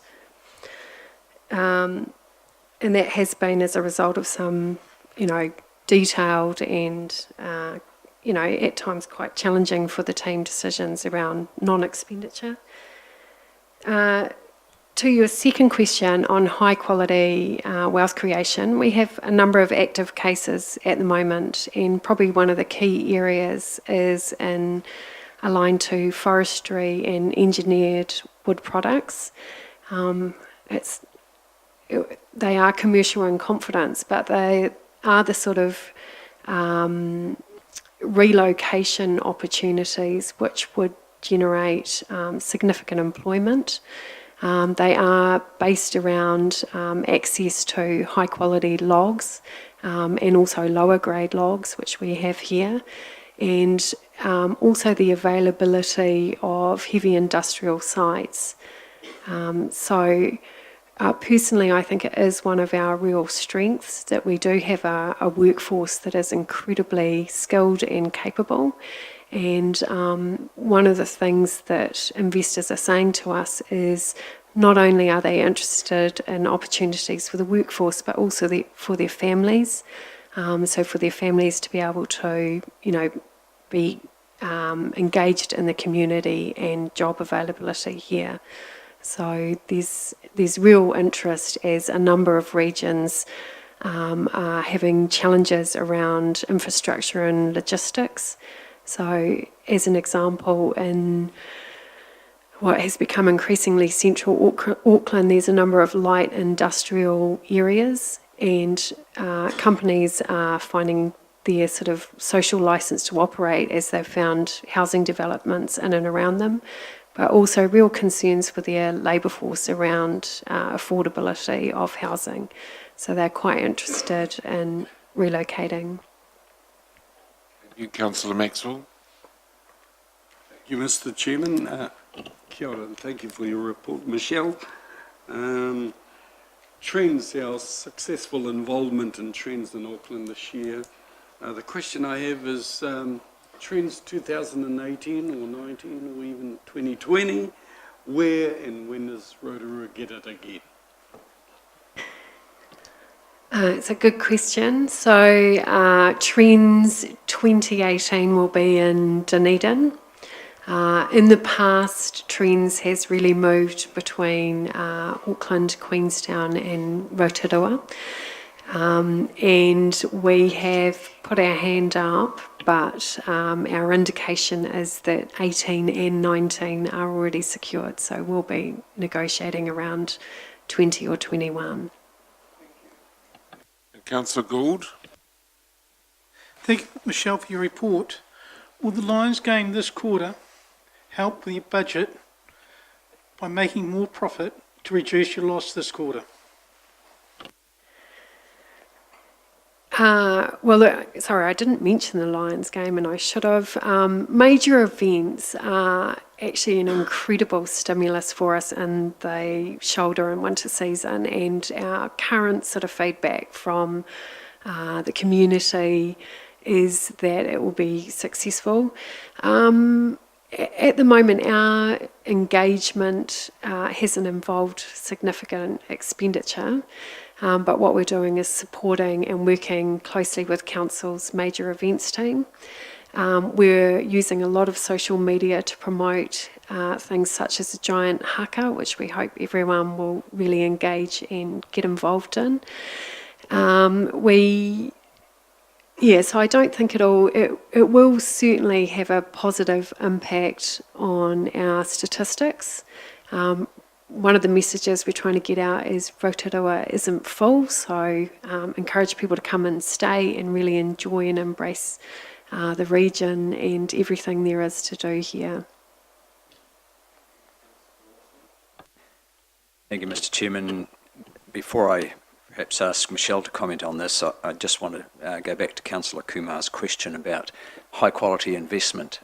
So we are seeing a commitment for the Pullman Hotel 5-star, Rotorua's first 5-star 110-bedroom hotel development here in Rotorua.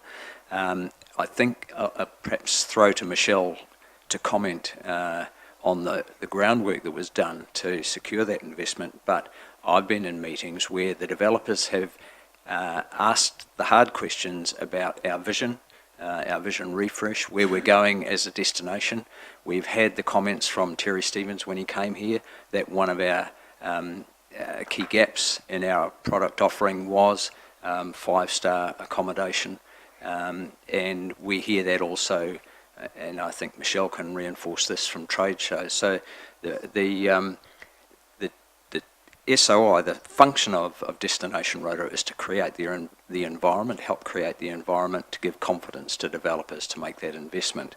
And before Michelle's time, I know those developers had a lot of engagement with Destination Rotorua. So I think we shouldn't, I guess, understate just what an expression of confidence that investment and development is in Rotorua as a destination. Is that shown? Yes, Councillor Kawate. Thank you, Mr Chair. It was just a question, Michelle, thank you very much for your report. Was there anything in the budget last week that you would find helpful going forward?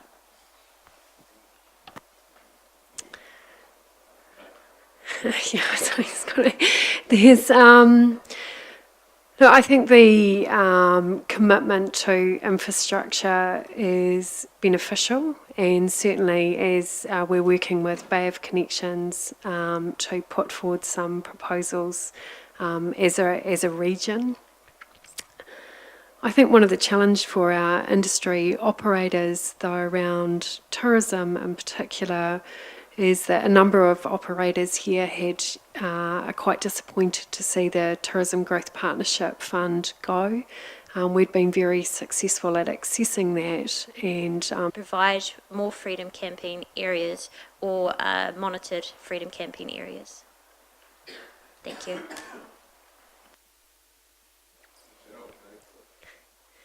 So on the business confidence around skilled labour, as you'll be aware, we undertook Love Life, Live Rotorua talent attraction campaign, and we're currently doing a review of that. I think one of the key things is again, a little bit of phasing when we submit the report. We've also had, sadly, an increase in unemployment levels in the last quarter. And one of the indicators on that said that anecdotal feedback was that we did have labour force relocating from places such as Auckland, Wellington and Christchurch looking for higher paid jobs. So we're definitely very cognisant of that and seeking to understand where that mismatch is. We do know, though, in that skilled labour area, the interpretation of that is quite broad. So I still think if there's signals that we need more skilled labour, it validates that we need to keep engaging and encouraging people either to upskill here and nurture that here. So that is something we need to look at and work with places like Toa but also around ensuring we are an attractive place to live and work. On the investment attraction, yes, I made a note that at my next presentation I would like to present the service delivery model. I think that's probably the best thing, but I think one of the key things the service delivery model shows is we've actually defined kind of where we'll play and where we won't. And it's very much around identifying what are the key attributes and competitive advantage areas for Rotorua that we should focus on and target in on a number of key sectors. So that's very much what that'll look like. I think lastly, with Department of Conservation, we're also working with an industry group and the council to develop some external facing collateral, which should be probably a video around encouraging responsible camping. So we're not that keen on providing or encouraging more freedom camping, but what we are keen to do is help people be aware of the available dock sites, as well as our great range of holiday park accommodation and affordable accommodation. So we are actively working with industry and Department of Conservation to get that message out. Mr. Bassini Tole. Mr. Chair, kia ora Michelle, thank you for Kia your ora. report. Tourism is the pillar of Rotorua, but I've noticed globally there's lots of pushback from locals, mostly in respect to the environment. And I guess I saw last night on the news where there's a proposal perhaps that a tourist tax be levied. Has any discussion been had around the tourist tax? And well, the one I saw last night was a suggestion that maybe tourists pay a tax which goes to help save our native species. Are there any of those kind of discussions happening? It's certainly a very active conversation between regional tourism organisations, councils, Tourism New Zealand, and certainly at a political level, really about that sort of social licence to operate for tourism. I think my feeling is that in Rotorua we're incredibly fortunate that in some ways tourism has been a part of our DNA for so long, that we're actually able to manage our destination in a way that enables us to work harmoniously together. But there certainly are significant discussions, and part of our MOU with the Department of Conservation in an early phase is to look at information sharing. We actually, at the eyesight, sell tickets to Department of Conservation huts, but we're also working actively to try and monitor just the volumes of people coming in and looking to engage in free walks and free activities. And we will also be looking at whether there's opportunities to find a way of ensuring the guardianship of those natural assets is paid for by the people who, particularly tourists who are participating. Thank you very much, Michelle, for your... I've covered everybody. Yes, thank you very much for your presentation and responding to the many varied questions. Wish you well. I'd now like to call on Mark Gibb from the Rotorua Airport on his CCO report. Welcome, Mark.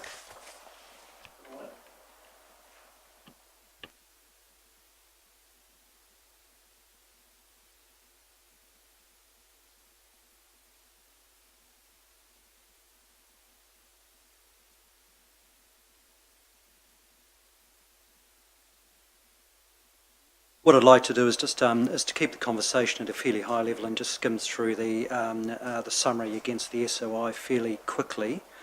So first off, the key message, I suppose, is the last 3 months has seen us enter a phase of consolidation and growth. Total operating revenues are sitting at 3.8 million against budget of 3.68.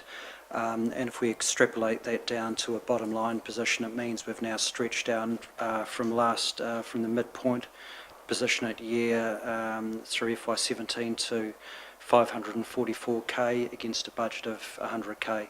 So we're in fairly good shape moving forward, albeit historically the period January through March in terms of passenger movements from an airport perspective tends to be the strongest phase you enter.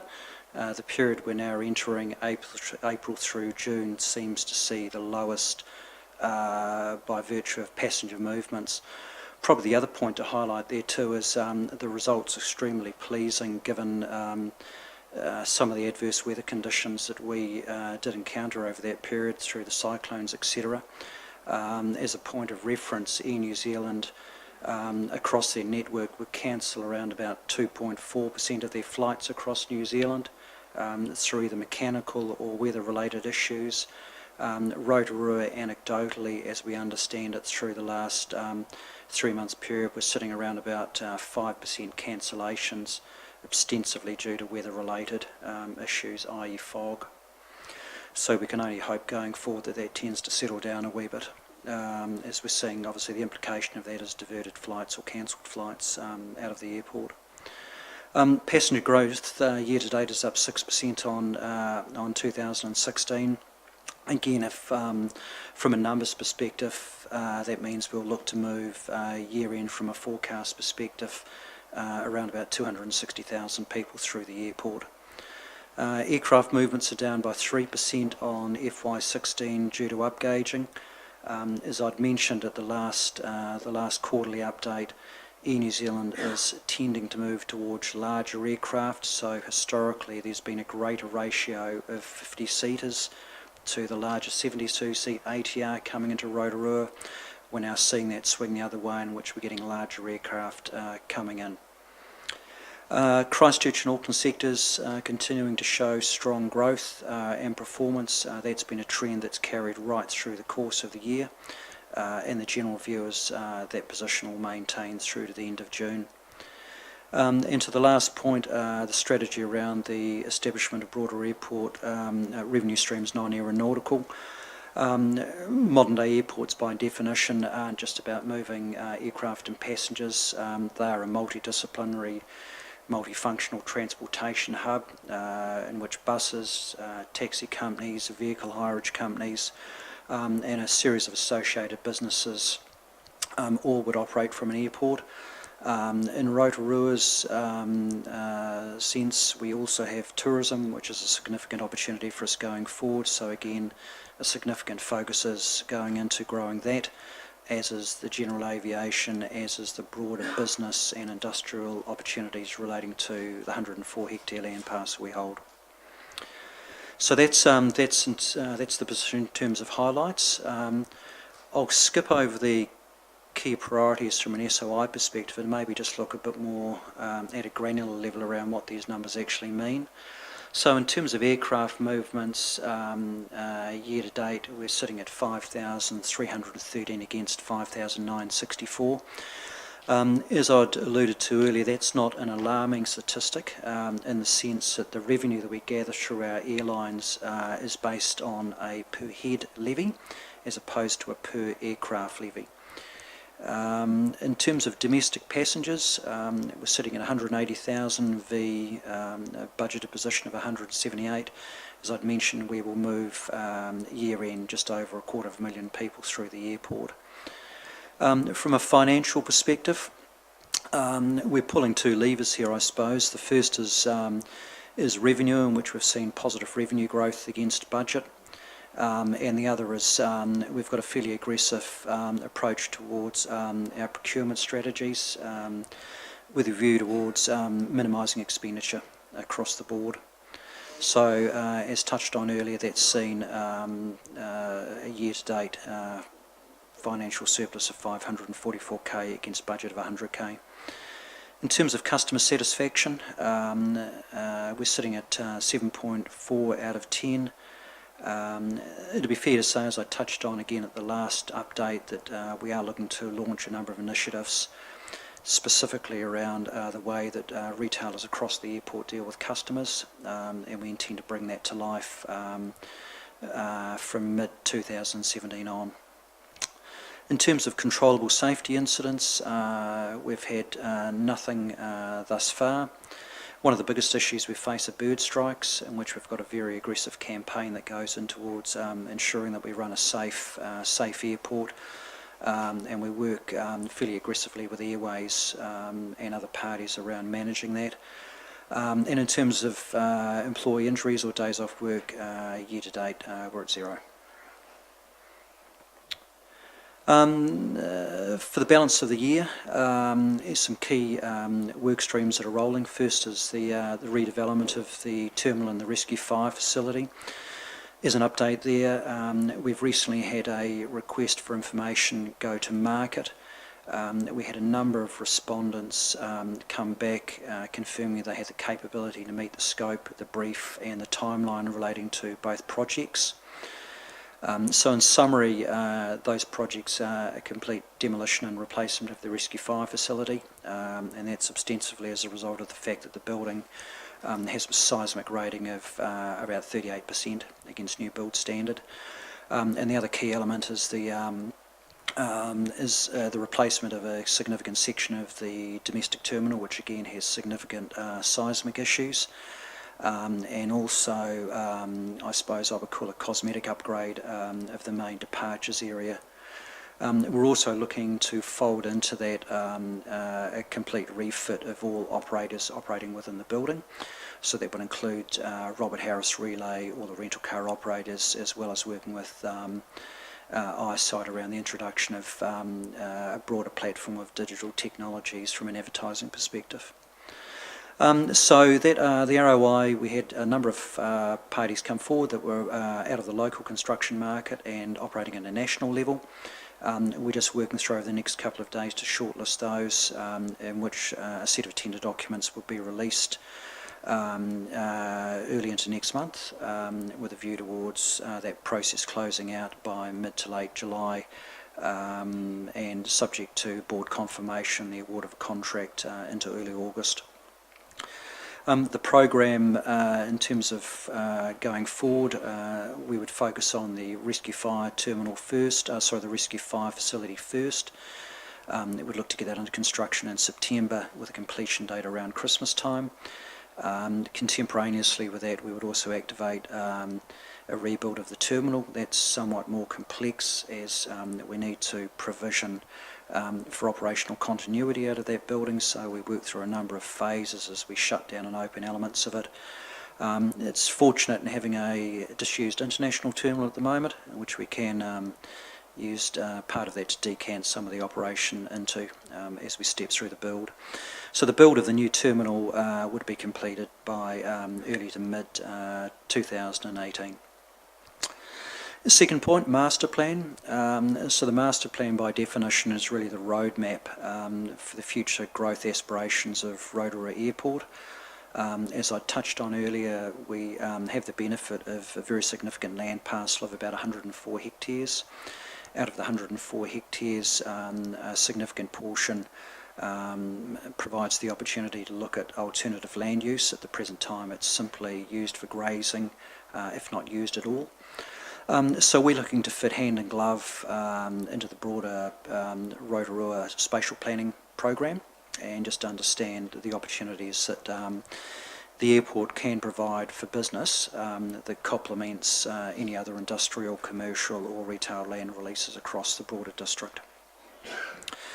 The great thing with that also is it provides a strong income stream for the future growth of the airport. And again, if you look at a global level, a number of airports are moving away from having their significant bias on aeronautical through to non-aeronautical income.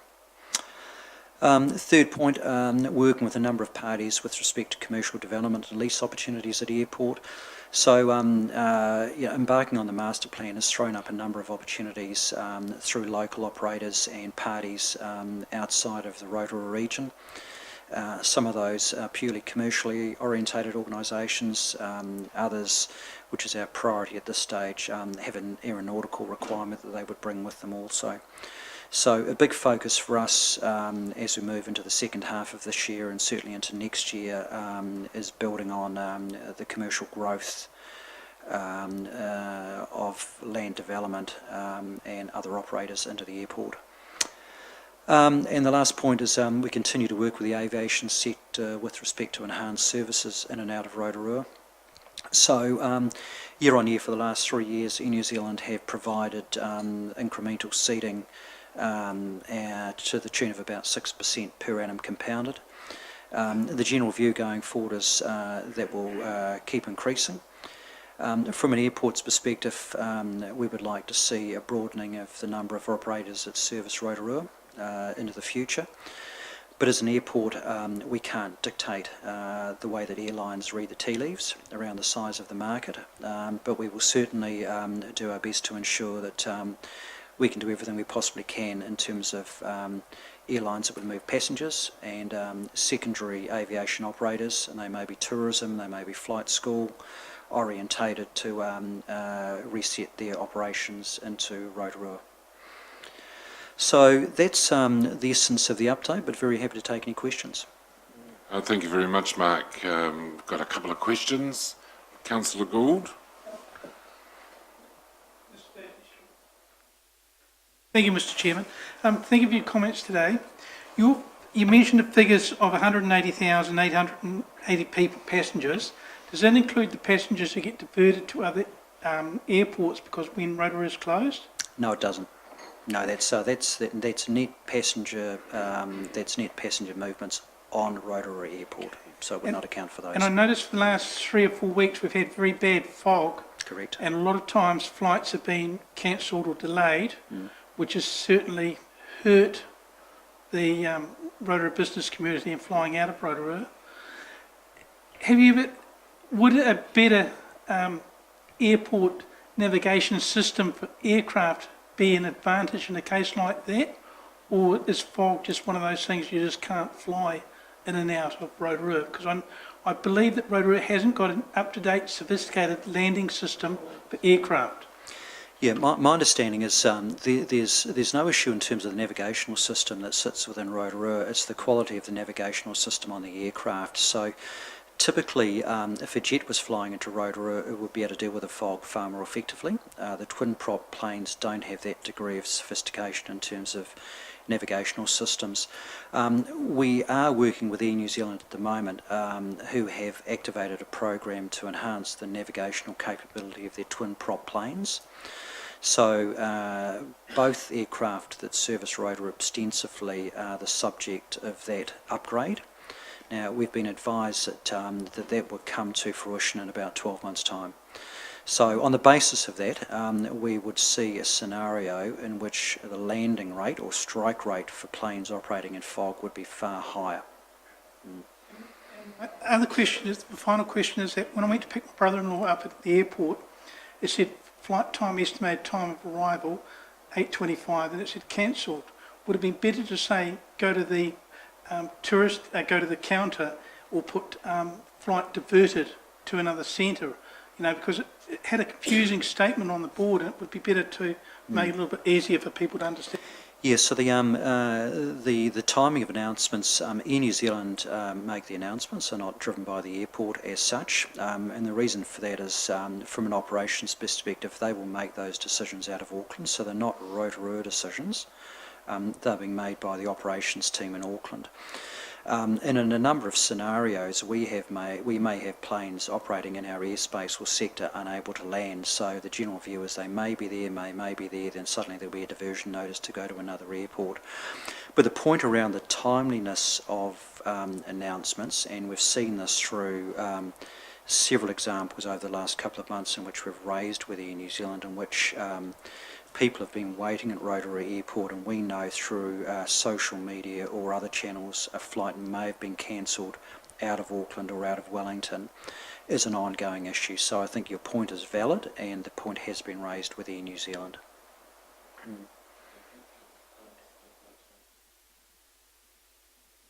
Sorry, is it Mark?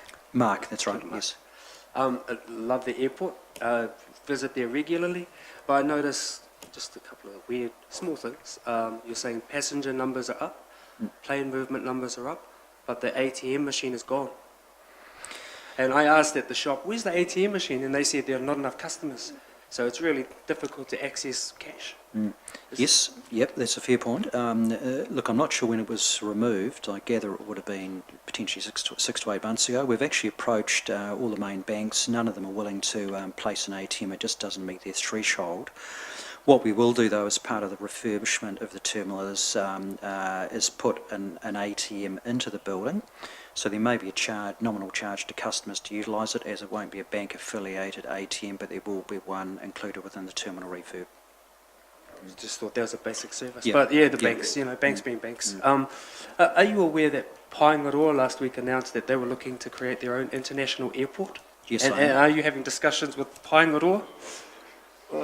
But at the same time, this is premised with, I suppose, because I'm young and disruptive and love innovation, I think last week Mahia captured New Zealand and the world's attention when they sent up a rocket from the peninsula.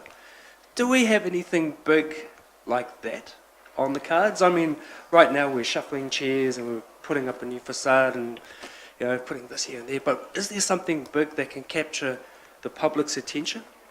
Because for the last 5, 6, 7 years I've been on this committee or similar committees, the airport has caught a lot of flack because I suppose ratepayers have been paying for subsidised service, and as soon as that money disappeared, the airline took off. Yep. Is there something that you've been thinking about that could capture our imagination? Mark, I'll defer the answer to that because you're in charge of the operation and management of the airport as a CCO, but in terms of economic development, the portfolio lead is Deputy Mayor Donaldson. My question goes with the 2 slides back and looking Yep. for revenue and aeronautical. And he could talk about that, but in terms of some dream of an international airport at Paegaroa, which we've all been down that path many, many times ago, I think maybe Councillor Donaldson would make a comment regarding that, and we'll come back to any gaps, Mark, that... Yeah, through you, Mr. Chair. The issue of the Paegaroa initiative is not a new one. The idea's been floated, lurking there a long time, but the fact that a landowner, along with some unknown developers, wanted to move it ahead, had already been discussed by the Economic Development Advisory Group as to what was Rotorua's view of such a development, because for that to succeed it would need for Tauranga and Rotorua airports to close. And the view of the Economic Development Advisory Group was strongly that the visitor economy is so important to Rotorua, and so tourist itineraries would not be well served by an airport that was 40 minutes drive away from Rotorua. It would just add more time and less appealing, wouldn't serve our tourism sector at all. So strongly against was, but I'll let Mark answer the rest, and I also have a question from Mr. Chair. Mark? Yeah, look, I suppose in terms of Paegaroa, you know, the position of the airport company is completely aligned with council's that, you know, we don't believe, you know, based on the numbers at this time, that it's simply commercially viable. So I think there's a bit of kite flying going on, excuse the aviation pun. Yeah, look, in terms of more broader and exciting opportunities off the airport, look, to be completely honest with you, that hasn't been on the radar for the last few months. Certainly under the jurisdiction of the current board, the focus is on keeping our heads down and focusing on stability, revenue generation, and running a strong and robust commercial operation. So yes, there is a history there. But we're entering a phase of stability and growth, so that's probably the key message going forward. Look, in terms of airports, the most successful way that airports have engaged more broadly with the public, and you know, there has been a degree of excitement for what is a fundamentally a very operationally orientated activity as air shows and those type of things. Ride the Runway over the years has been embraced hugely by the community and works incredibly well. As we evolve our thinking, especially in terms of the general aviation sector, a conversation around an air show or something similar would certainly come onto the agenda again over the next 12 months. Thank you, Mr. Chair. Mark, thanks for your report. Can you give us an insight as to whether you think Air New Zealand is any closer to getting a jet service to the South Island, particularly Christchurch? Yes, our advice, and look, we're in quarterly updates with Air New Zealand. The last update was that they don't believe it's yet viable. What they're finding is the service that goes to Christchurch with the ability to link into another flight with about a 40-minute lay down, it works very effectively, and it provides customers leaving Rotorua the option to either go to Christchurch or continue through to Queenstown. So their view is that would remain in force certainly for the next 12 to 18 months. But it'd be fair to say that it is constantly being reviewed by them. But certainly we continue to proffer the case around the direct flight to Queenstown by jet and reinstatement of the red-eye flight into Wellington. They would be the two key sector issues that we're having at the moment.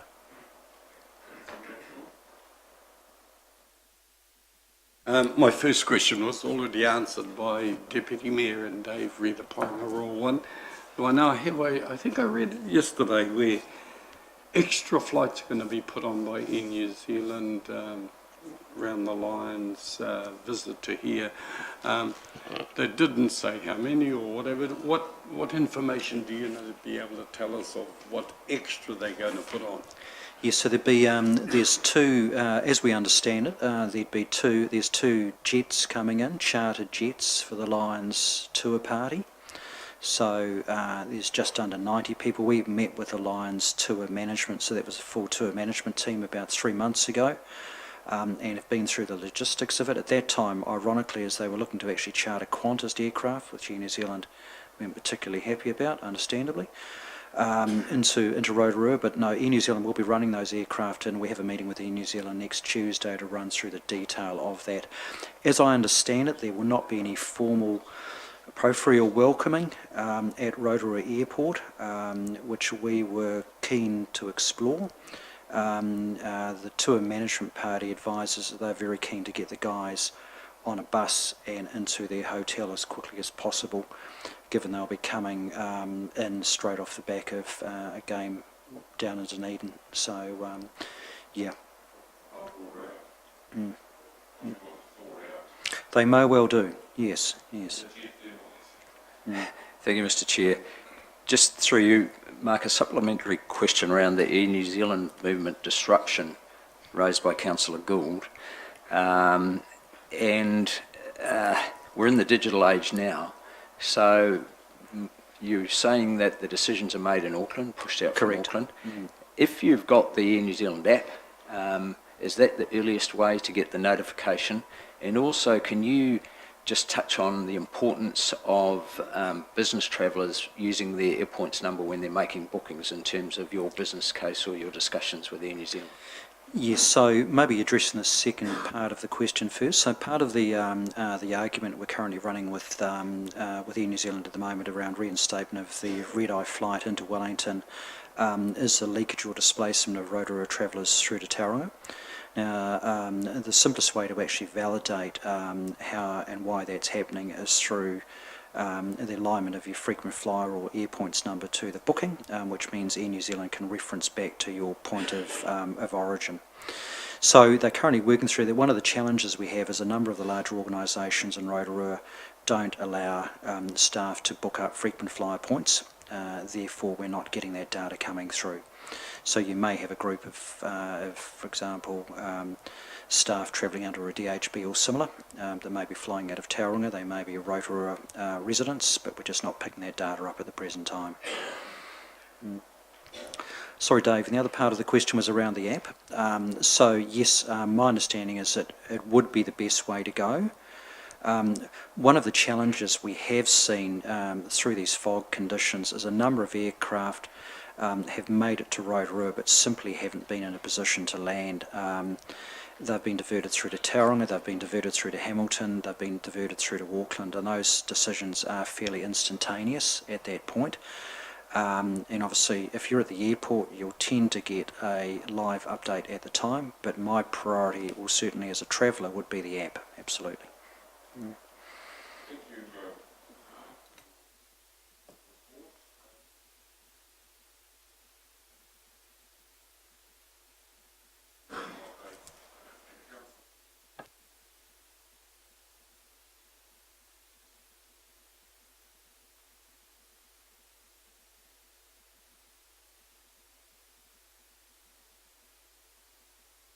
Mr. Chairman, could we have a copy of that report, please? It's not on the attachment, for mine anyway. But I'd appreciate it, please.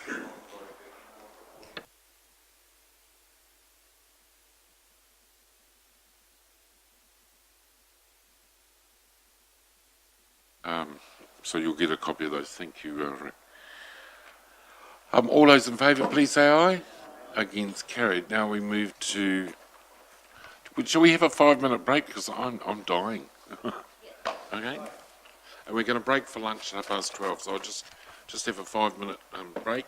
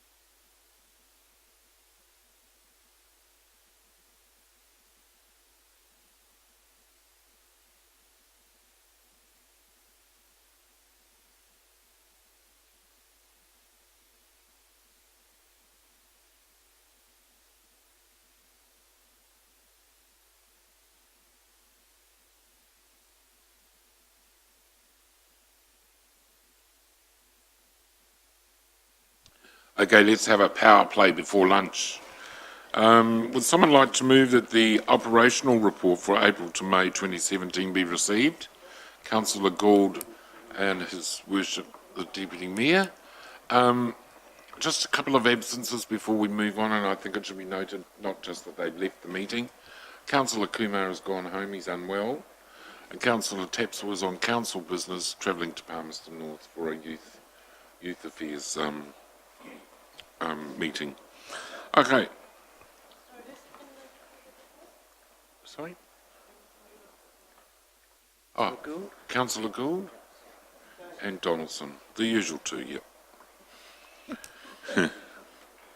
The report, welcome to our Kaitiaki Māori, Mr. Monty Morrison, and just on behalf of us councillors, what a wonderful job you've done for our community, Monty, and you lead that from plants, from marquees to the process, to the speeches. It was a wonderful send-off, so from my heart I just say thank you, and I'm sure my colleagues would agree with me. I'm looking forward to your report. It's in front of us, and if there's anything else you want to add, you're most welcome. Thank you, Chairman Charles. Kia ora and mōrena to all, and thank you for the kind comments. Probably, as usual, I'll take the report as read, but I just want to highlight that, of course, now that the patu has been returned, and just an update on that from the property team, that the case to secure it is being built, and we're hoping to have it in time for the anniversary when it was first presented here on June the 8th, which is only next week. So hopeful that it can be. If not, then that's fine too. But it is under construction, and we await its arrival. Next week, the Marae Noho, of course, 2 weeks away, 13th and 14th, and that follows on the 12th of June, the community welcome to the New Zealand Māori All Blacks, who will play the British Lions the following Sunday. I should say when they beat the Lions the following Sunday. So just the only other thing I'd like to support, apart from supporting Mayor Steve the past weekend, of course we were at the International Medical Conference for Geriatric Services at the EC and ZACTA conference with Ambassador Trevor Maxwell at the Holiday Inn in the past month, and the Midland Day DHB conference at the Novotel. Just a sample of the things that we've been involved in supporting Mayor Steve. So with that, I'm happy to take any questions on my report.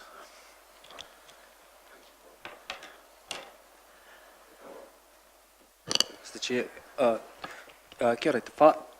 On behalf of Te Tātou Aotearoa, we'd also like to extend our thanks to yourself and to Ngāti Whakaue. Kia ora. Yeah. And just a comment, a previous meeting, I think Councillor Kent mentioned about the iwi protocols and whether they were open. And I happened to be invited to the Tūhaurangi protocol, and well attended from Tūhaurangi and from council, but the councillors who asked those questions did not attend, so I was wondering if that was more grandstanding. But what I observed was we took Te Mauri along to that meeting, and I think once he was there, he was relieved because he was surrounded by whānau and friends. But I think he was a little bit intimidated initially because the task seemed so huge, and perhaps that's where a lot of the public's questions are coming from. What is this group and what is their purpose? And once Te Mauri was here and he listened, he was able to better understand what was happening between council and the iwi, which I don't think a lot of the public or councillors appreciate. So just a comment on that one. Yeah, well, could I just say that, I can only reinforce that these meetings, of course, are public meetings and all are welcome to attend. Further to that, many of us have over the years, Potoa, gone to those MOU meetings, and particularly in request, I've gone to them if I've been requested by iwi to come along to hear their perspective on things, and most of us will acquiesce to that. Councillor Donaldson? Thank you, Mr. Chair. Possibly invite Monty to comment, but I'd also like to acknowledge his role in keeping councillors informed and supporting Mayor Chadwick and her whānau, and a high degree of interest in participating and engaging with John's funeral. You made the comment that thanked Monty for leading. He might have thought he was leading things down there on the marae, but when we actually get down there, he gets overruled on occasions. But what is remarkable is the manaakitanga. We get down there, the marae protocols kick in, and it all works beautifully, and no one is made to feel uncomfortable, or should not be feeling uncomfortable in attending and participating in those functions.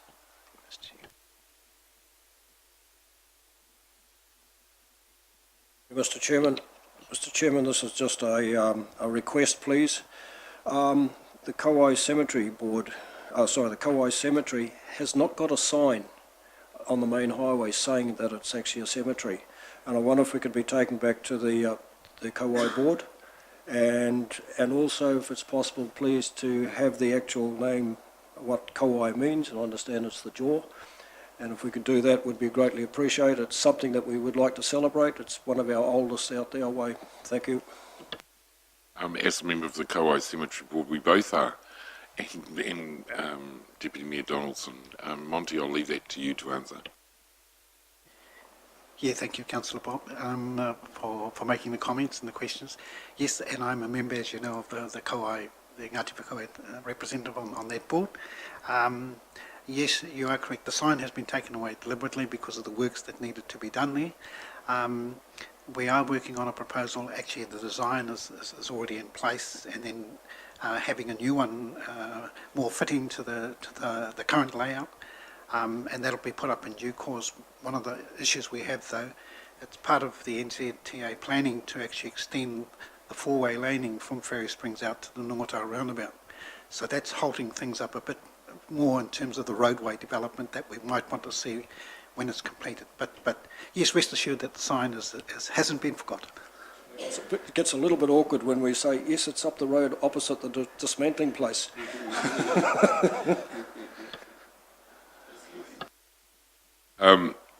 To be quite honest, delay the sign as long as you like. If they get that four-laning planned and done, that'll be a godsend. Sorry about the pun. And as you say, the positioning of that sign will have to be recessed back. So thank you very much, Monty. Meta Peka Raukawatate? Thank you, Mr. Chair. Did I hear you say, Monty, that there is going to be a civic welcome? Is it to the Lions, or is it to the Māori team, or which way and who? I'm not sure. Thank you for the question. The one I was referring to on June the 12th at midday is at Te Papauru, at Ohinumutu, to the Māori All Black team. As you heard in the report, the Lions arrive on Wednesday. Following that, and they'd like an easy segue into their hotel room. The other, of course, which hasn't been mentioned, which has been lost in the profile, there are 4 New Zealand women's rugby teams here. New Zealand are playing a tournament, and England, Australia, and Canada are here. And in fact, New Zealand versus England is the curtain raiser to the Saturday night game. So the welcome for them is at Te Puia, and I'm not quite certain when, but the one I was referring to, 12 noon, Te Papauru, our welcome to the New Zealand Māori All Black team. And I'm sure you'll all feel sorry for me. My son chose to get married that week, and I'm devastated that I will not be at the match. So I'm sure there'll be plenty of people wanting to deputise in my place. But Monty, I wish you well with that. And it's disappointing if the Lions do not have an official welcome from the heart of Māoridom. But in some ways I understand that, because they got a huge, long welcome yesterday when they came into New Zealand. But the opportunity, I as a young child, 1966 I think it was, having the Lions come to your school, just 2 or 3 of them, was huge, created huge interest in the tour. So I just wish you well with the festivities, and I'm sure, Dave, you're involved in the. Are you involved in the management of that or that process with the economic development side of things, or because we certainly have? I know our staff have been involved in a committee in conjunction with the New Zealand Rugby Football Union on the grounds and the access and all the traffic management and all those issues. And in terms of the player engagement, I haven't heard anything. Dave? No, the only council involvement that I'm aware of around the Lions game that we're directly involved with is the visiting Bepu delegation. So there's a reception that all elected members are invited to on the Friday prior to the game here. Yep.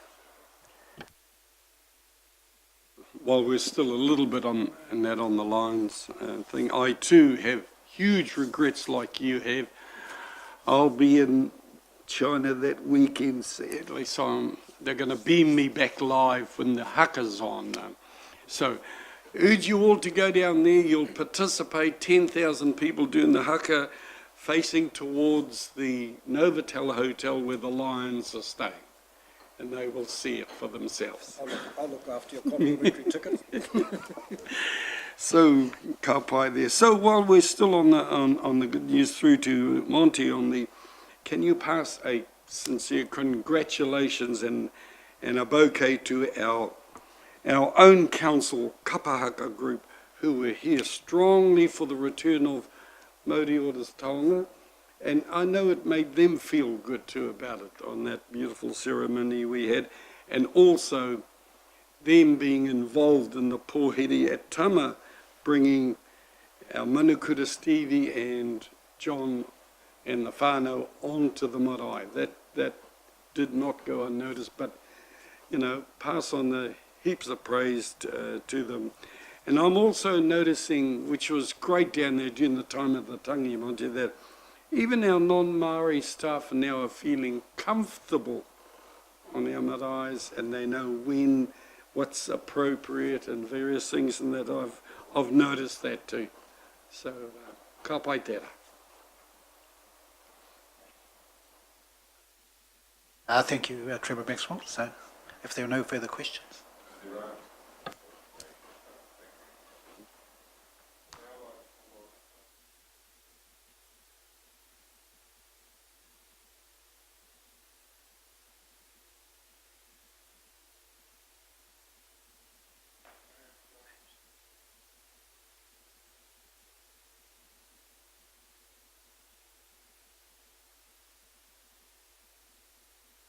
First time we've had comment from the Rural Community Board and the Lakes Community Board, and I'll give Te Tau an opportunity, Potawa, to bring us up to date with what you've been doing after those two. Yep, JP. Thank you, Mr. Chair. And I think you've started on the right place there on page 29, I think. So the first two sections under governance there just talks about an update on what the two community boards have been involved in lately. Maybe I should just pause at that point in case any of the members from those two community boards want to make any comments about those activities. So if it's all right, Mr. Chair, I'll just pause at that point. Thank you, Mr. Chairman. It's appreciated that we're being acknowledged. I'd just like to say we facilitated the meetings. We didn't participate in the decision making that was left to the residents in the area. And I'd just like to pass the congratulations on to our chairperson, Shirley, up there. The way she managed the meetings, they got fairly high sometimes and she had to lift them sometimes. So thank you very much for the opportunity. Good stuff.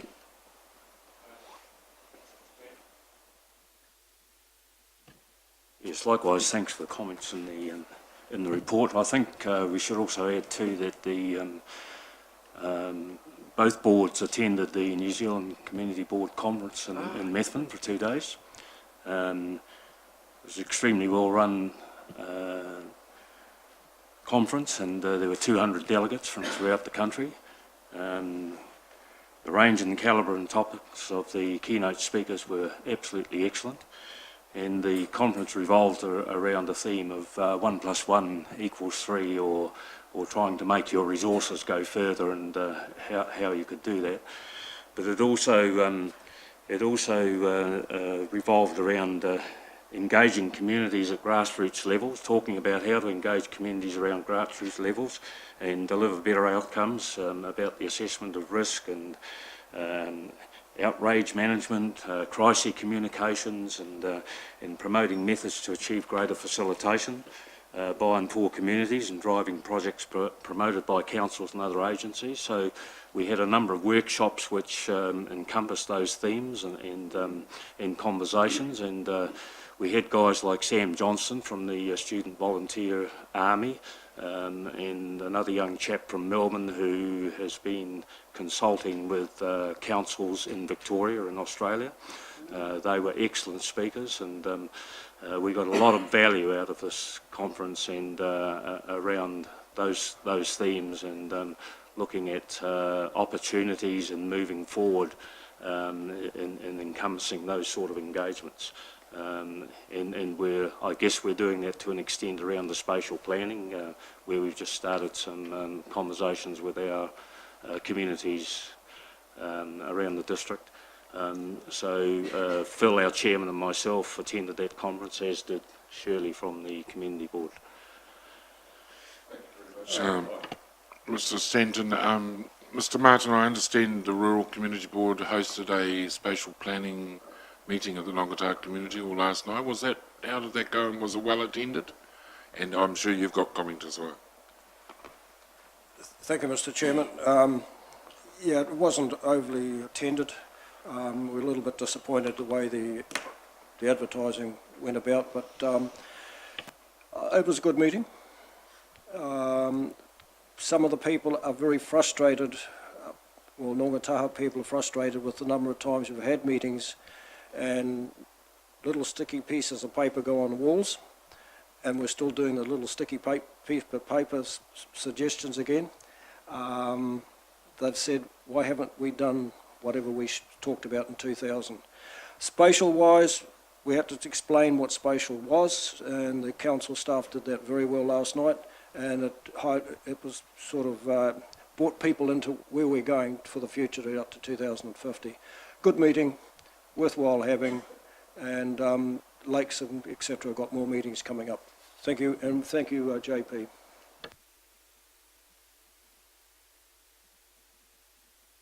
I think just to add to that, we had a combined meeting with Hamarana and Nongataha, so it involved the Lakes Community Board, and as Bob's pointed out, yeah, we didn't have too many people attending, but the people we did have there added a lot of value to that meeting, and I think we got some advanced conversation around what we're trying to achieve with spatial planning, and what some of the impediments might be around that, and how we deal with those. Thank you for that. I think it'll be a fair comment to say that general understanding of what spatial planning is pretty limited, but I'm sure they'll respond when they find out what the impacts of spatial planning are, and that's the usual way. JP, corporate planning? Thank you, Mr. Chair. Mr. Chair, I suppose there's a couple of interlinked pieces I'd just like to highlight here, and then I'll happily answer any questions. Probably the first one there on top of page 30 was just reference to the 2030 refresh. So I appreciate Councillors, Community Board and Te Tātou's involvement in the workshop we had there. So as we signalled to you, we'll be looking to bring back some responses to the feedback we received, so that towards the end of June we'll be in a position to sign off the 2030 vision for the next 3 years. And the intention there was to make sure we align it into the annual plan decision making, but also giving us a platform to head off into the long-term plan discussions. So councillors, that's coming. It's a wee bit later. I'd hope to be circulating a draft document in the next this week, but at this stage we've been slightly delayed because the focus has really been on ensuring that we've got the staff lined up to support a number of spatial planning meetings. but also the preparation of the annual plan deliberation agendas. So unfortunately we've got an illness today which is affecting our ability to get that agenda out today, which we hope to deliver to you, so it'll be tomorrow for the annual plan deliberation. So apologies in advance for that, councillors. So the references has been made to the spatial planning meetings. There's been a number of those scheduled, and I certainly want to acknowledge the two community boards who have been fantastic in ensuring that we will get out to the different communities to get their feedback. Very important, because outside the urban area, the identity and form of those villages and communities is really important and needs to be carefully discussed. So that's been really helpful for us. Staff are also working on some of that analysis around the spatial plan, and Mr Chair, as you've asked me several times to clarify, you know, we got those updates of the growth projections from Stats New Zealand, which has now moved us into that sort of that medium growth zone. So as part of the response to, you know, the national policy statement around urban development and those growth figures, we're just preparing our information and making sure that we know what our reporting requirements are when we attend a workshop with MB. So MB, of course, have taken a very careful approach to making sure that there's sufficient land available in areas of medium and high growth across the country. So we're taking those you know, that's an important input for us into the spatial plan process. So, EP, with that misinformation, I mean, I got a press statement bar submission yesterday or the day before, the day of John Chadwick's funeral, and it quoted figures in there saying that we were at zero or minus growth, still quoting that. Where are they getting this information from? Is this the update that you just finished talking about? yes, Mr Chair. You know, we've raised this before, that Stats New Zealand goes through a process of updating its growth figures based on what's happening in the different regions. So there's been a number of reports which have cited Stats NZ or have been built off Stats New Zealand figures from 2013. So they're out of date, and they don't reflect the revisions that Statistics New Zealand have recently issued. I think it was May of this year that they reissued the growth projections for the district. So, you know, as we're aware, Stats New Zealand tends to look back over the previous 10 years and then use that as a projection forward. So the projections are fairly crude, but of course, if you look now back over the previous 10 years, we've had 3 years of positive growth, which has really turned around some lacklustre performance before that. So we are seeing growth projections now that fit with the numbers and projections that we had from the Burl study. You remember the Burl work that we did, and that's what we brought into our long-term plan. The Stats New Zealand figures now fit against those, so on the same growth trajectory and same growth rate, so they're now aligned. So we're starting to get that figures. It's just making sure, and we're trying to keep communicating to people to get the most up-to-date figures and not be out of date as far as those are concerned. I have is that we need to communicate that to our regional council partners and other organisations that are making economic decisions, growth decisions, funding decisions based on 2013 data, which is outdated. So I hope you've got a strategy in place to get that out there into the marketplace. Potawa? Kia ora, Mr Chair. Kia ora, JP. Just as a continuation on from the Lakes and Rural Board, just a quick update on what Te Tātou are doing. It's probably... So we've been focusing on process, relationships and engagement. Our processes really have been around the annual plan, the spatial plan, and actively connecting up the dots. I think that's been our first kind of task. Also the relationships, MSD have called a sustainable housing meeting today. So Auntie Mala, and I really want to pay tribute to Jude, Auntie Mala Grant and Te Taru for their leadership around Te Tātou, such diverse opinions and skills, and to be able to bring it together and find common ground. It's not easy.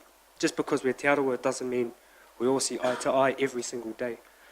But something came up around Ngāpuna and the latest, I think it might be part of the spatial plan, and the drag and drop, drag the TAC onto the new map and drop it. And some people like the innovation and the technology, but some of the elders said we continuously give information, the same information to council every single year. It's like the council has amnesia. Do they consistently and continuously have to be vigilant to present the same information every single time? It's a very good point, and interestingly enough, it was almost a point that was made at the Ngātaha meeting last night too. No should be the short answer. We, as an organisation, we are aware of the information we get back, so that does form a basis of the thinking that's gone into the spatial plan. So it does, even the discussion document should, to a degree, reflect some of the information we've already received. I think there's a case of saying, look, sometimes it's asked in a different way because there is a different outcome being taken. So this is where I would say there was a no, but there's a yes as well. It is important just to be aware of what processes are being undertaken, and if you're unclear about whether information in the past has been recognised, I think maybe the quickest step is to ask again, do I need to be vigilant, and do I need to restate what we've said before? And I think that's probably an important conversation we should be having with groups who have particular concerns that they've voiced repeatedly and consistently, that we don't need to keep asking them to do the same thing. So I think that puts the onus back on us, but I can follow up with you just to make sure we can get that message out, if that would help. And as I say, there was some discussions about some structure planning that was done in Ngātaha in the early 2000s, and why hasn't that been implemented? Well, and again, it's the mixed answer. In that case, yes, some of it led to the zoning that was included within the current district plan, but I think some of the ambitions that were included in that structure plan haven't materialised, and I think that's part of this. You need to have that ongoing conversation about, are they still the same? So there's a bit of a mixed response to that, but I think it's that important part of also making sure is, are there new people coming through who need to be part of those conversations as well? So.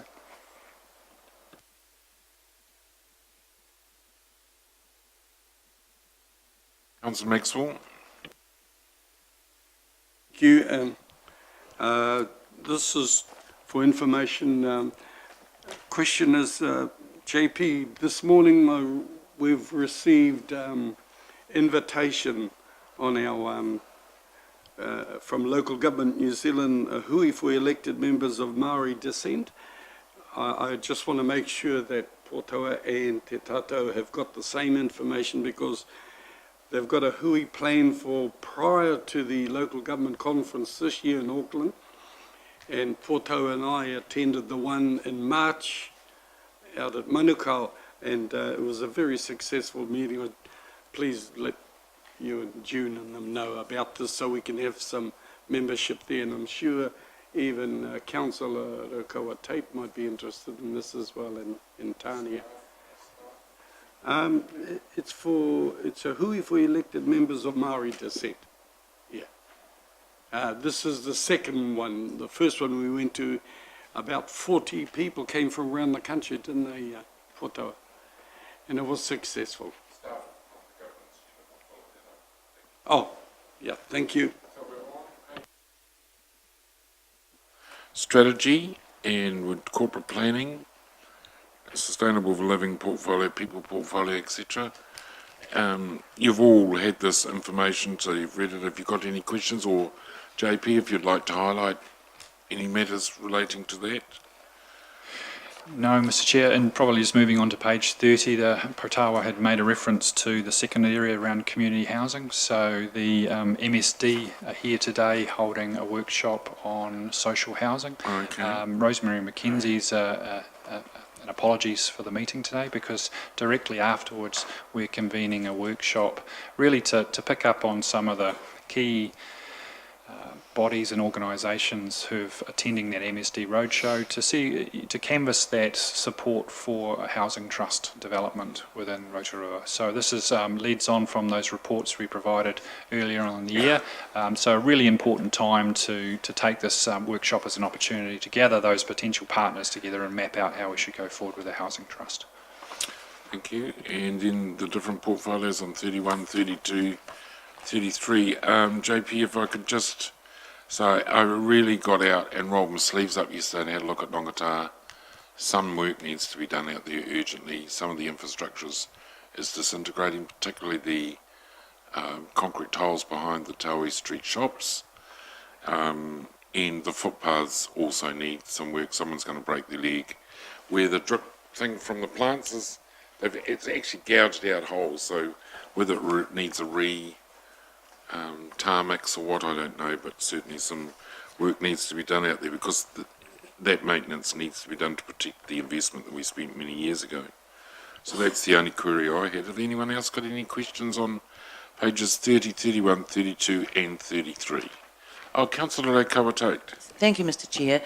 It actually was my intention to go for a short time this morning to that social housing, but I thought, no, I better come here to our council meeting.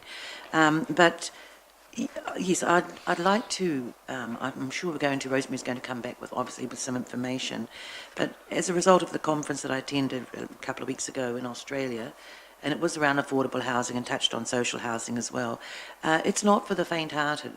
Absolutely. I just wanted to say that if you're thinking of entering into that, and it may well be that will be the end result of discussions, if you're going to go into social housing, it isn't only just housing. It's all of those other, because people who are in social housing have other issues as well, as we well know. And some of those are high needs and complex needs. And so you've got to be able to understand that what's in the whole, wrapped up in that whole social housing sphere. So I just hope that when we're progressing a little further down that track, that we're looking at the people who have that knowledge and also certainly who are going to understand it's more than just housing at the end of the day. So I just wanted to signal that, Mr. Chair. Madam Chair, that those words are actually absolutely go to the heart of the issues that we need to discuss through that housing trust process, because it is central to the whole issue is what kind of, we can easily find a way of managing an asset, but actually it's managing the people who live within those assets, which is highly complicated. So that's the fundamental of the housing trust discussion, and those risks and opportunities and some of the ways of managing that in a very complex space is what will be coming back with those reports. I think we as a council should be advocating for our local people. I'm certainly not advocating that we get into deeply into social services provision, because this is what the government wants us to do, is for us to take up their responsibilities. And, I take my hat off to groups, and I'm sure you do, Councillor Kawatate, like Love Soup. They're doing the job that the government should be doing, and they shouldn't be doing it. But someone has to advocate. When you see kids sleeping in cars and things like that, someone's got to step up to the mat, and this is what these people are doing. So thank you for those comments, Councillor Kawatate. That was very opportune in terms of a word of warning. If you're going to get into this, go in with your eyes wide open. Any other questions? Thank you, JP. We'll adjourn for lunch. We'll be back here at 1 o'clock, and we'll take up Thomas Business Support Group on page 33. Meeting is adjourned.